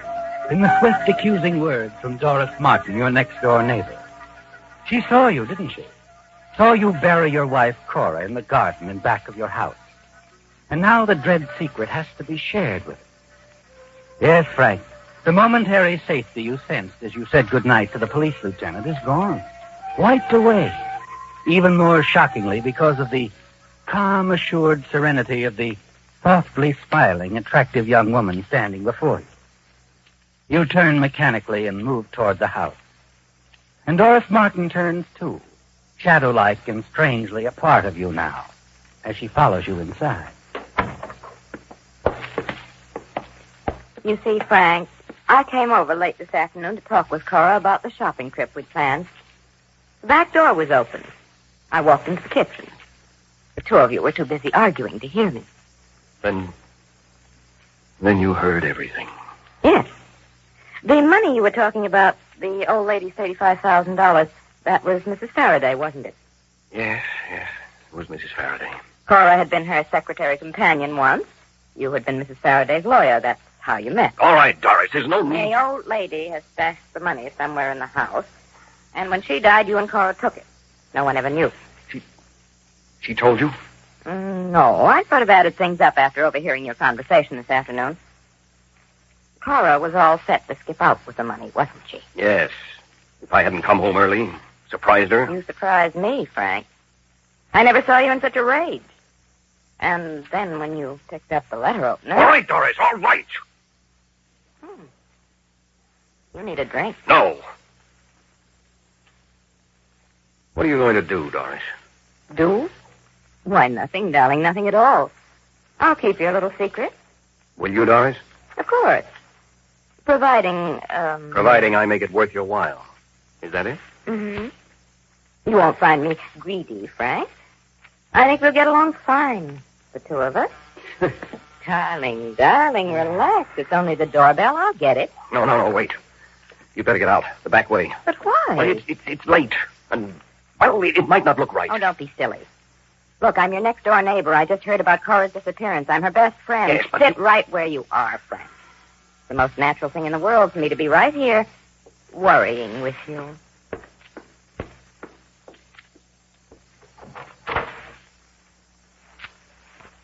Oh, hello. Well, evening. Oh, say. Now, wait a minute. Let me see. Doris, that right? Right. And you're Harry Evans, Cora's brother. That's right. Well, nice to see you, honey. The folks up? Frank is. Come in. Well, hiya, Frankie. How's the boy? Hello, Harry. How have you been? Oh, great. That's great. I thought you were out of town. Well, I just got in and I'm on the way to San Diego. Saw a light on. Thought I'd stop by and see you kids first. Where's Cora? Is she asleep? She's not here. Oh? Hey, fella, something wrong? You don't look so good. Yes, something is wrong, Harry. Cora's disappeared. Disappeared? Cora? She wasn't home when I got back from the office. I've called everywhere. No one's seen her. Hey, maybe she's been in an accident. Did you check the hospitals? Police are taking care of it, Harry. Look, Frank, you and Cora... Yes? Well, I mean, you didn't have a quarrel, did you? No, of course not. Well, and she might have gone up to Santa Barbara to see you. I called. She's not there. And you don't have... Well, you don't have any idea where she might have... None. Oh, I don't like this, Frank. I don't like it at all. Sit down, Harry. I was about to fix a drink for Frank. No, don't trouble, Doris. No trouble. How about you, Harry? Oh, yeah, I could go for a drink. Plain water. Plain water it is. Yeah. Well, I don't know what to make of this, Frank. Do you? Not like Cora to take off like that. Not to let you know where she is. I don't mind telling you, Harry, I'm worried. I'm worried sick. Yeah, sure. I know how you feel. I wish there was something I could do. What can we do? Well, nothing, I guess. Just sit and wait, that's all. Just sit and wait.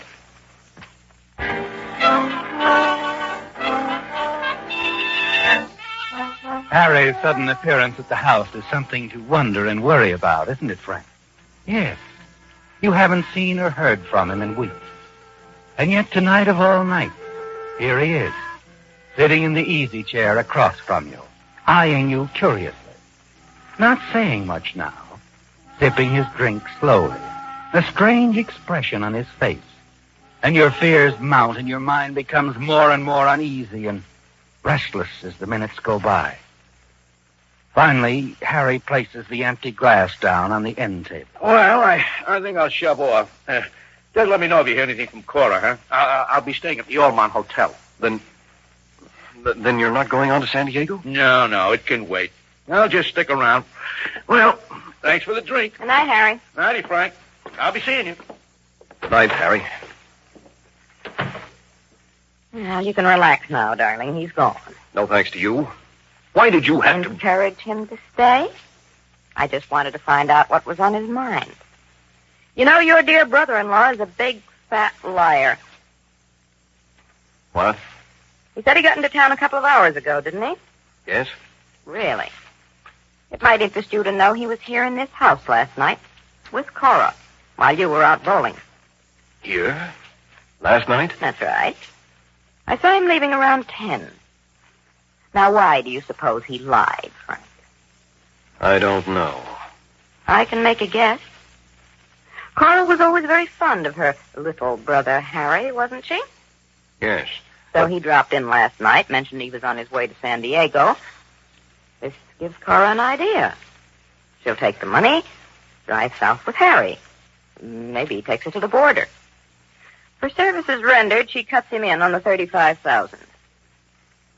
Well, what do you think?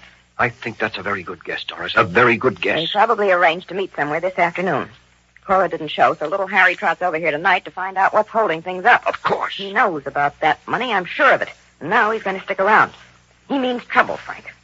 Real trouble. I think we'd better keep a close watch on him from now on. There's very little sleep for you that night, is there, Frank? You're certain Doris is right. Harry and Cora working together, running away, sharing the money. And now that Cora has disappeared, he must suspect that you had something to do with it. The following morning, as you wander into the kitchen, you happen to glance out the window and see someone moving about in the back garden through the trees. Someone near the dahlia bed.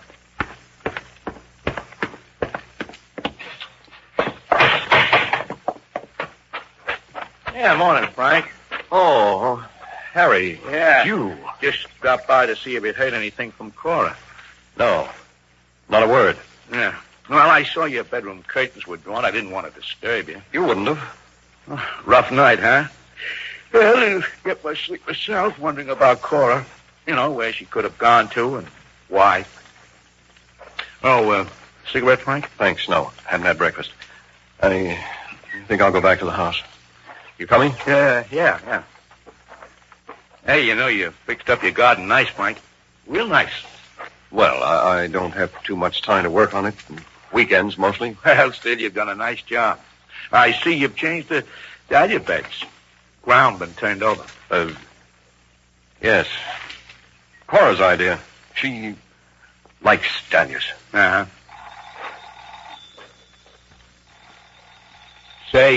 Say, isn't that your... Yeah, the phone. Yes. Yeah. That might be the police. I hope there's some news.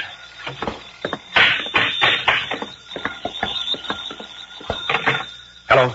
Get rid of him, Frank. Just a moment. Well, what is it, Frank? It's not the police. It's my office. I have to go in. Oh. Well, I'll be shoving off. Have some business to take care of downtown. I'll be back at the hotel around 6 tonight if you want to get in touch. All right, Harry. So long. I'll be seeing you.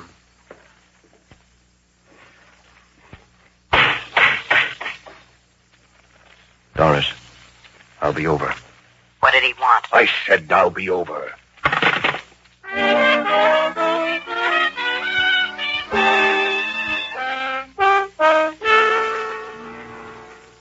I don't see why you get so excited. We're not discussing things over the phone. It's too risky. But who... You heard me, Doris. All right. So what did Harry want? He was asking about Cora. He noticed the flower bed I turned over. I think he suspects. Oh, don't be ridiculous. How could he? I don't know, but he suspects, I tell you. I see. Well, what are we going to do? I don't know, Doris. I don't know. I think the beach cottage is the perfect place for it, Frank. The perfect place for what? For Harry's little, accident. Don't you remember what happened out there less than a year ago? You mean the fire, the explosion? That's right. The old-fashioned lamp, Frank. Hanging on a pulley from the ceiling. The explosion it caused. That was an accident. Only this time it'll be on purpose. Yeah, but how could we get Harry out there? I'll call him at the hotel tonight. Tell him that is, the neighbors, are worried about you. We think you've gone out to the cottage.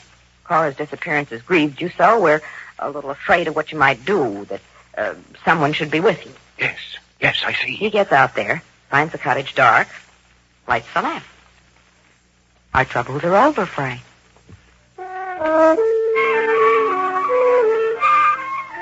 With the coming of night, you're strangely calm, aren't you, Frank? Sharing Dora's confidence that the plan will work. Yes, because it must work. You find that your car has a low tire, so you borrow Doris's car and drive out to the beach and park a short distance from the cottage. Go the rest of the way on foot. It doesn't take you long for what you have to do. Set the booby trap for Harry. And a few minutes later, you put in a call to Doris. Yes, Frank. I talked to our friend at the hotel. He'll be leaving for the cottage in another quarter of an hour. Good. It's, all set for him. I'm heading back to town now. Oh, Frank. Yes? After you get back and put my car away, will you call me? Sure, Doris. I'll call.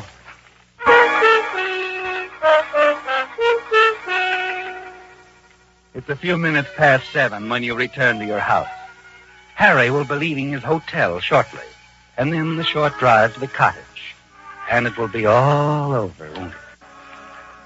Back home, you reach for the phone to call Doris when... Evening, Mr. Jason. Oh, Lieutenant. Come in. Just thought I'd drop by. Been in the neighborhood all afternoon, checking shops, stores. Well, then, there's been no news of Cora? Haven't turned up a lead yet. However, I put in a call to headquarters a few minutes ago. Seems they got word from a service station attendant out at the beach. What? Yeah. Thinks he saw a light at your beach cottage earlier tonight. Could have been a reflection of a car passing on the road, though he's not sure. Oh, he must have been mistaken. Yeah. Still, if you let me have the key, I'd like to run out there and have a look. Now? Yeah. I'll have a squad car pick me up. No. What? Well, I mean, I'll drive you out there, Lieutenant. Oh. Well, I don't Really? want to put you to... Really, it's no trouble, and I'd like to go. Now, please. Okay.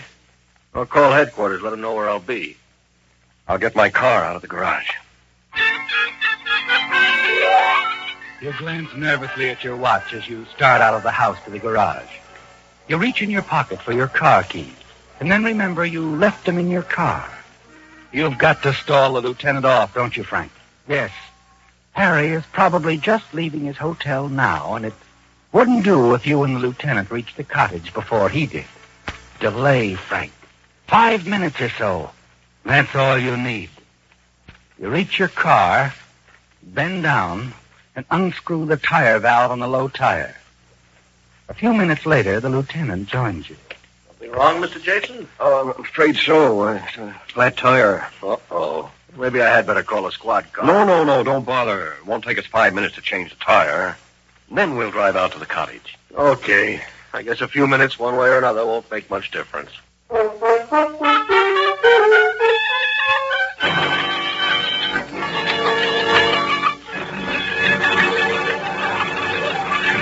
The Whistler will return in just a moment with the strange ending to tonight's story.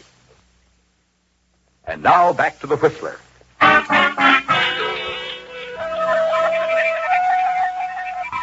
The time you need to change a flat tire is important, isn't it, Frank? Yes, because it will delay the police lieutenant from reaching the beach cottage before your brother-in-law, Harry Evans, does. Before the accident that will take his life and free you of Harry's threat. As you reach inside the car and take the keys from the ignition switch, you hear your phone ring inside the house. You hand your car keys to the lieutenant and hurry up the driveway to answer your phone. But you reach the phone too late. The wire is dead. And a moment later... Doris. Frank, why didn't you call me or answer the phone? Lieutenant showed up. Now, look, Doris, he's out of the car now. Wants me to go out to the cottage with him. I'm trying to stall him until I'm certain Harry gets there. He won't, Frank. Harry is dead. What? He didn't fall for our little gag. Instead of going out to the cottage, he went straight to your backyard. Started digging. Doris, did he? No. I got behind him with a shovel. You were right, Frank. He knew. I found Cora's earring in his pocket. He must have found it near the flower bed this morning. Doris, where is he? What did you do with him? What else? We had to get him out of there. I dragged him into your garage. The keys to your car were in the ignition, so I put Harry in the trunk compartment. The trunk compartment? The spare tire is in there. The lieutenant will find the body. I have found the body, Mr. Jason. And the two murderers, too. Quite a chummy arrangement, you two neighbors.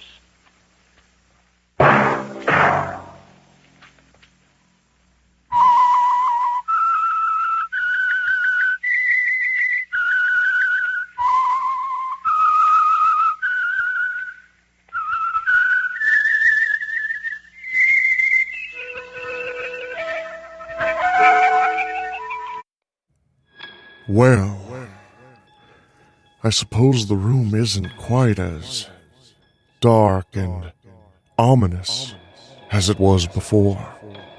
But I suppose very little can bring a hominess to these thick concrete walls. Oh, what's that? Oh, no. A tomb would be far more ornate, I suppose. Do you ever sometimes look off into the darkness, look off into the nothingness, and for a brief moment, you realize that while you're sitting here thinking, imagining, dreaming, at the same time, the whole town's sleeping.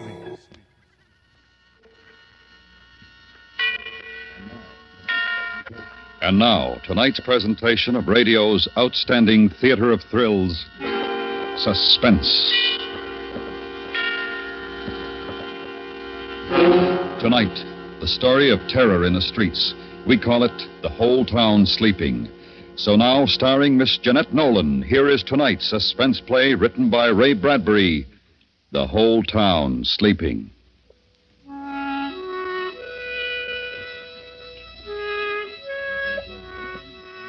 It was a warm summer night in the middle of Illinois country.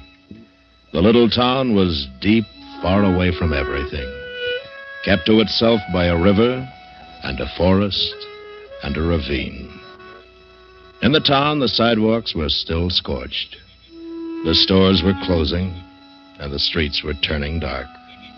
Screen doors whined their springs and banged, and there was the sound of Grandma Hanlon's swing hammock across the street. On her solitary porch, Lavinia Nebbs, age 37, very straight and slim, sat with a tinkling lemonade in her white fingers, tapping it to her lips, waiting. Here I am, Lavinia. Lavinia turned. There was Francine at the bottom porch step. She was all in snow white and didn't look 35. I won't be a minute, Francine. I'll just lock the door. All right. Oh, I do like your dress, dear. Why, thank you, dear. You look so well in that color. I'm afraid I could never wear it. It makes me look sallow. No, it doesn't. I'm sure not. Of course, I've always loved you in white. Evening, ladies. Good evening, Mrs. Hanlon. Good evening. Where are you ladies going all dressed up so pretty? To the Majestic Theater, Mrs. Hanlon. Robert Mitchum's playing and Not as a Stranger. Won't catch me out on a night like this. Not with the lonely one strangling women. Lock myself in with my gun. That's what I'm going to do. I wouldn't worry, Mrs. Hanlon. What about Eliza Ramsell? You think she's not worrying? Lock myself in with my gun. That's what you ladies should do. So silly. Silly old woman. Lavinia, you don't believe all that gossip about the lonely one, do you? A lot of silly old women who haven't got anything better to do than talk. Well, just the same, Hattie McDullis was killed a month ago and Roberta Ferry the month before. And now Eliza Ramsell disappearing. Eliza Ramsell walked off with a traveling man, I bet. But the others strangled. Oh, Francine. They reached the edge of the ravine that cut the town in two. Stood there. Behind them were the lighted houses. Ahead, deepness, moistness, fireflies, and dark. The ravine had to be crossed to reach the movies. Deep and black as it cut into the hills. Then a creaking bridge to cross over the stream. Then 113 steps up the steep and brambled bank to the other side. The ladies stood there, looking down. It won't be me coming back tonight, Lavinia. It'll be you. Oh, I'd never walk there alone at night. Never. Bosh. Well, you can say bosh. But it'll be you alone on the path, not me. Oh, Lavinia, I do wish you didn't live on this side. Don't you get lonely living by yourself in that house? Old maid loved to live alone. Come on, we'll take the shortcut. I'm afraid. Oh, come on, don't be so silly. I'll hold your hand. Lavinia, cool as mint ice cream, took the other woman's arm and led her down the dark, winding path into cricket warmth and frog sound and mosquito-delicate silence. Oh, let's run, Lavinia, please. No. Why should we? If Lavinia hadn't turned her head just then, she wouldn't have seen it. But she did turn her head, and it was there, back among a clump of bushes, half hidden, but laid out as if she had put herself there to enjoy the soft stars, lay Eliza Ramsell, her face moon-freckled, her eyes like white marble. Then Francine saw it, too, and the women stood on the path for a frozen second, not believing what they saw.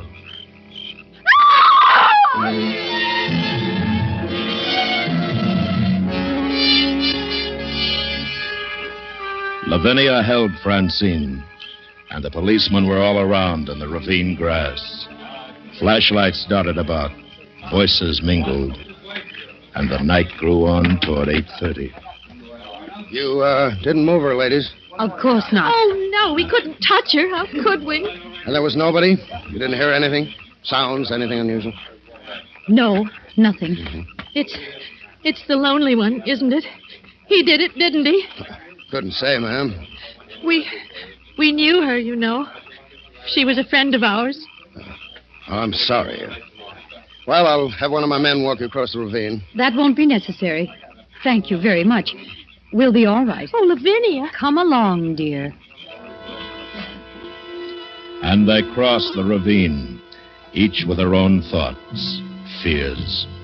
And the creek waters under the bridge whispered, I'm the lonely one. I'm the lonely one. I kill people. Then they were at the top of the stairs and bathed in safe light from the street lamp. I've never seen a dead person before. It's only a little after 8:30. We'll pick up Helen and get on to the show. The show? Oh, Lavinia, you don't mean it. Of course I do. We've got to forget this. It's not good to remember. But Eliza's back there. We need to laugh. We've got to pretend that nothing happened. But she was our friend. We can't help her. There's no good brooding about it. I'm going to get it out of my mind, and you should too. Now, if we hurry, we won't miss too much.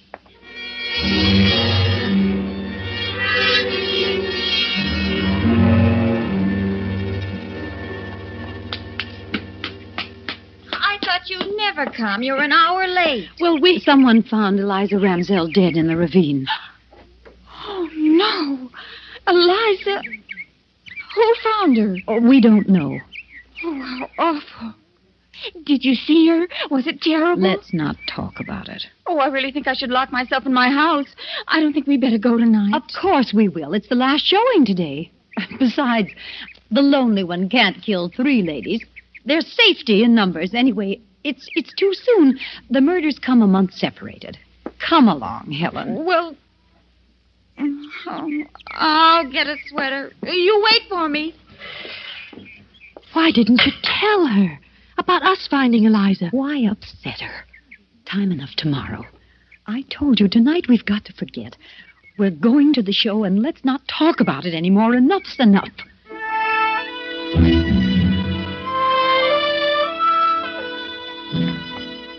The ladies walked downtown and stopped at the drugstore, which was a few doors from the theater. Lavinia bought a quarter's worth of green mint chews, and the druggist dropped the mints into a sack with a silver shovel. You looked mighty cool this noon, Miss Lavinia, when you was in. So cool and nice, someone asked after you. Oh? Yeah, man sitting at the counter. He watched you walk out, and he says to me, "Who's that?" Just like that, he says it. "Why, that's Lavinia Nebbs, prettiest maiden lady in town," I says. "Beautiful," he says. "Beautiful. Where she live?" You didn't give him her address, I hope. You didn't. Well, maybe I shouldn't have. Oh, I didn't give him the exact address. I said over on Park Street, near the ravine. Kind of casual. Oh. I'm sorry. What did he look like? Oh, not much, I guess. Wore a dark suit. Pale. Kind of thin.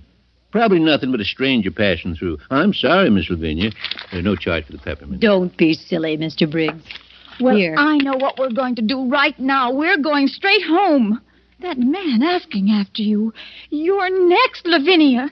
You want to be dead in that ravine? It was just a man. That's all. It doesn't mean a thing. That's what I figure. Nothing to worry about. Nothing to worry about. I'm not going to miss the movie. You two can do what you want. I'm going. Well, I think we should all go home. So do I. She's right, Lavinia. No, she's not. Yes, she is.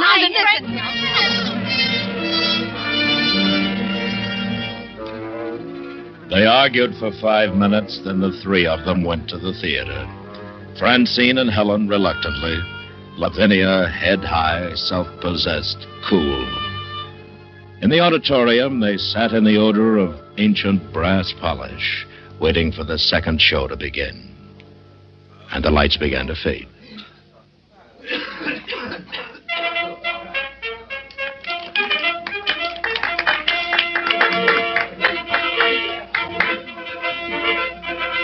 Lavinia. What? As we came in, a man in a dark suit followed us. He was thin, and I think he had a pale face. He just came in, and he's sitting behind us. What? Oh, Helen. What man? Man behind us. It's the one Mr. Briggs said was in the drugstore behind us now. Oh, I'm calling the manager. It's him. Oh, stop the movie. Stop it. Put on the lights. It's the murderer, the lonely one. He's here. Put on the lights. Lights!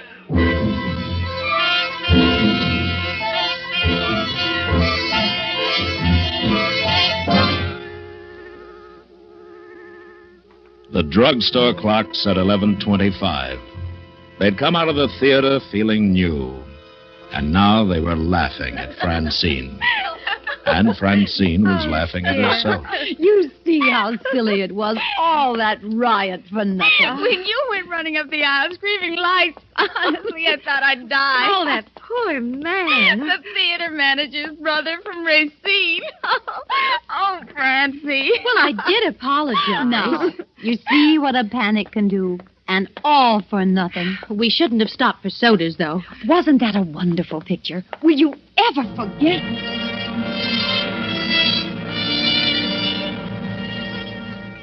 The The streets were clean and empty. Not a car or a truck or a person was in sight. The ladies walked under a flickering neon sign, buzzing like a dying insect. The sounds of their heels sharp on the baked pavement. First, we'll walk you home, Francine. Oh, no, I'll walk you home. If you walked me home, you'd have to come back across the ravine alone. I know you. If a leaf even fell on you, you'd drop dead. Well, I could stay the night at your house. No, it's all settled. First, I'll take you home, and then Helen.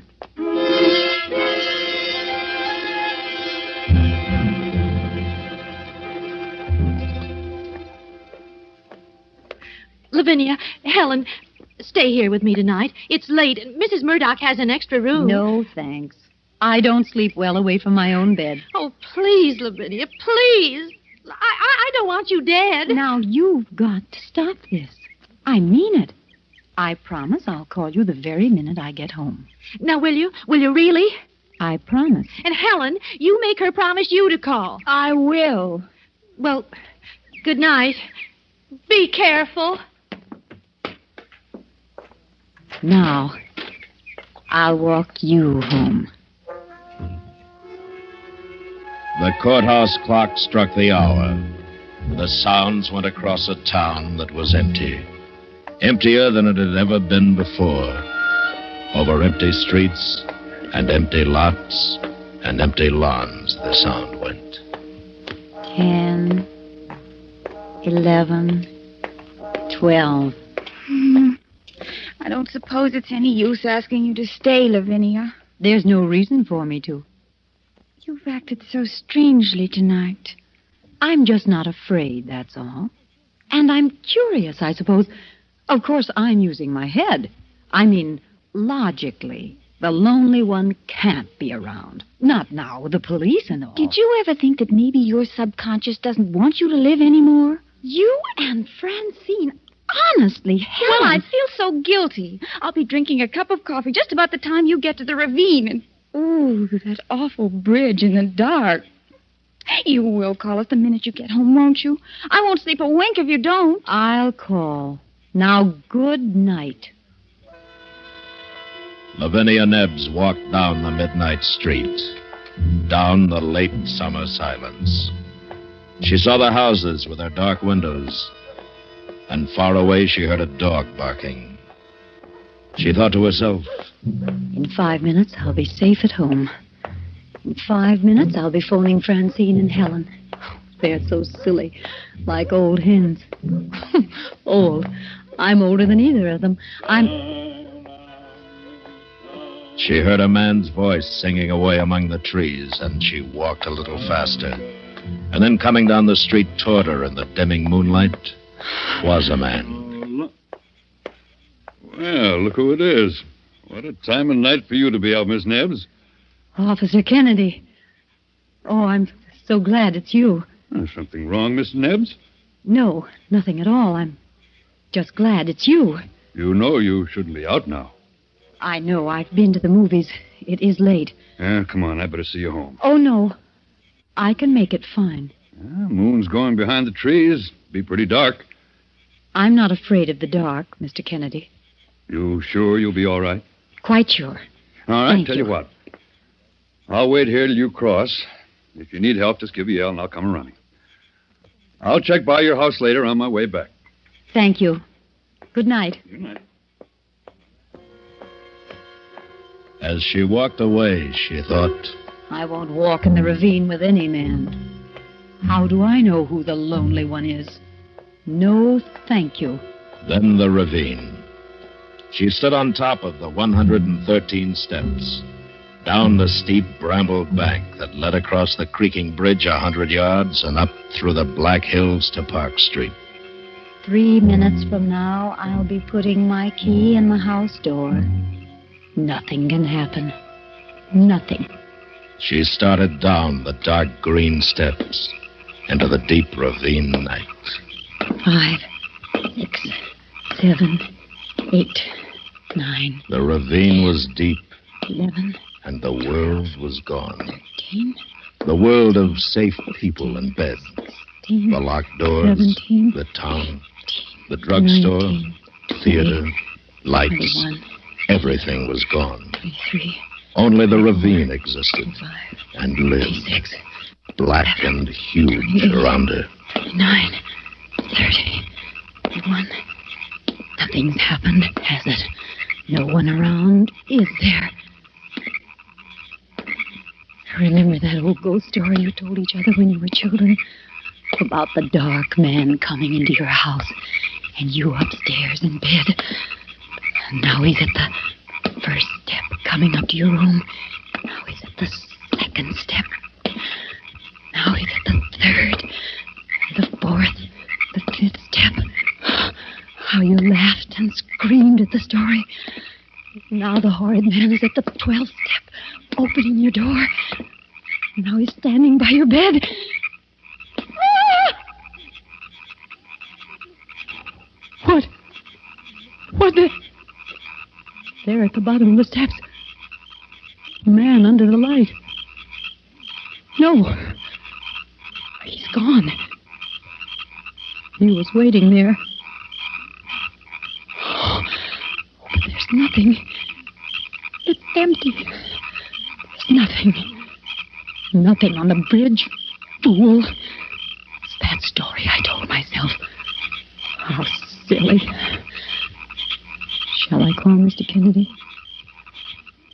Did he hear me scream? Or did I scream? Maybe I only thought I did. Then he didn't hear me at all. I'll go back up. Go to Helen's and sleep there tonight. No. It's nearer home now. Don't be silly. Wait.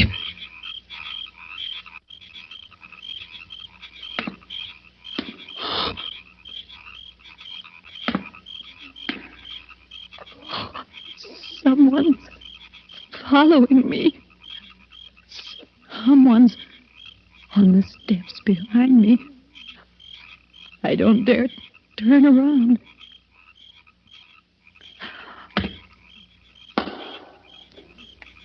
Every time I take a step, he takes one.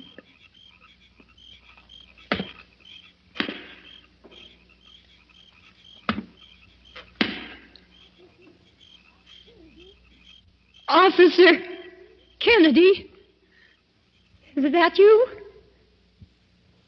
Is it? The crickets were suddenly still. The crickets were listening. The night was listening to her. Then there was a sound. Only a woodchuck, surely, beating a hollow log. But it was Lavinia Nebbs. It was most surely the heart of Lavinia Nebbs. She went down the steps faster, faster. Run. She heard music. In a mad way, a silly way, she heard the surge of music that pounded at her, rushed, plunging her faster and faster down, down into the pit of the ravine. Only a little way across the bridge. Run! Run! Don't turn. Don't look. If you see him, you'll not be able to move. Just run. And across the bridge, up the path between the hills, the top of the path, the street. And even with the light, the fear swirled about her, closing in, pressing. If I get home safe, I'll never go out alone. I was a fool. Never again.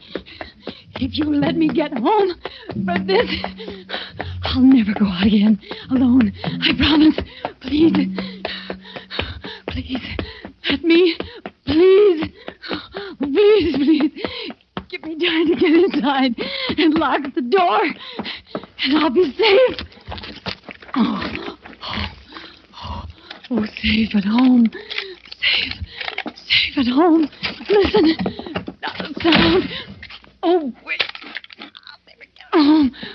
Wait. Oh.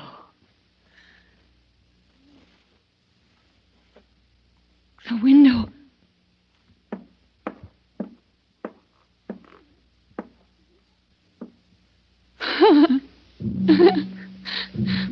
Why, there's no one there at all. Nobody. There was no one following me at all. Nobody running after me. How silly. If a man had been following me, he'd have caught me. I can't run as fast as a man. I wasn't running from anything except me. The ravine was safer than safe. Oh, it's nice to be home, though. Home's a really good, warm, safe place. The only place. She had just put her hand out to the light switch when she heard it behind her in the blackness. Just a movement. What? What? Who is it?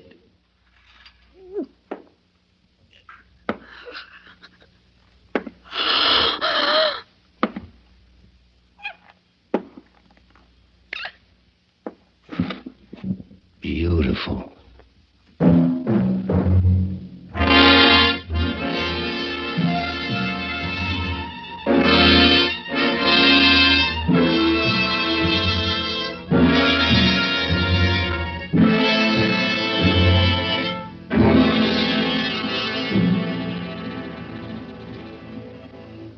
Suspense, in which Miss Jeanette Nolan starred with Paula Winslow, Eve McVey, and Bill Conrad in tonight's presentation of Ray Bradbury's The Whole Town Sleeping, adapted by Anthony Ellis.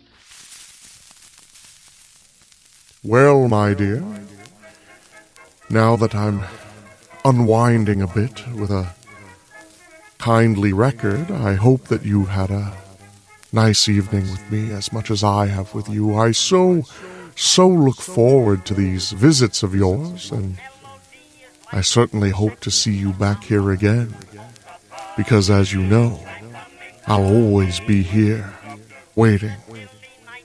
But for now, I know it's time for you to return to your normal life, your normal days, your normal nights, whatever that word may truly mean.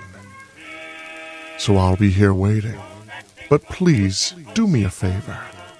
As you make your way home across the covered bridge, through the river Styx, on your way past grandmother's house, and as you lay your head on that cool, soft pillow, take a moment and be thankful for what you have, and I'll see you soon.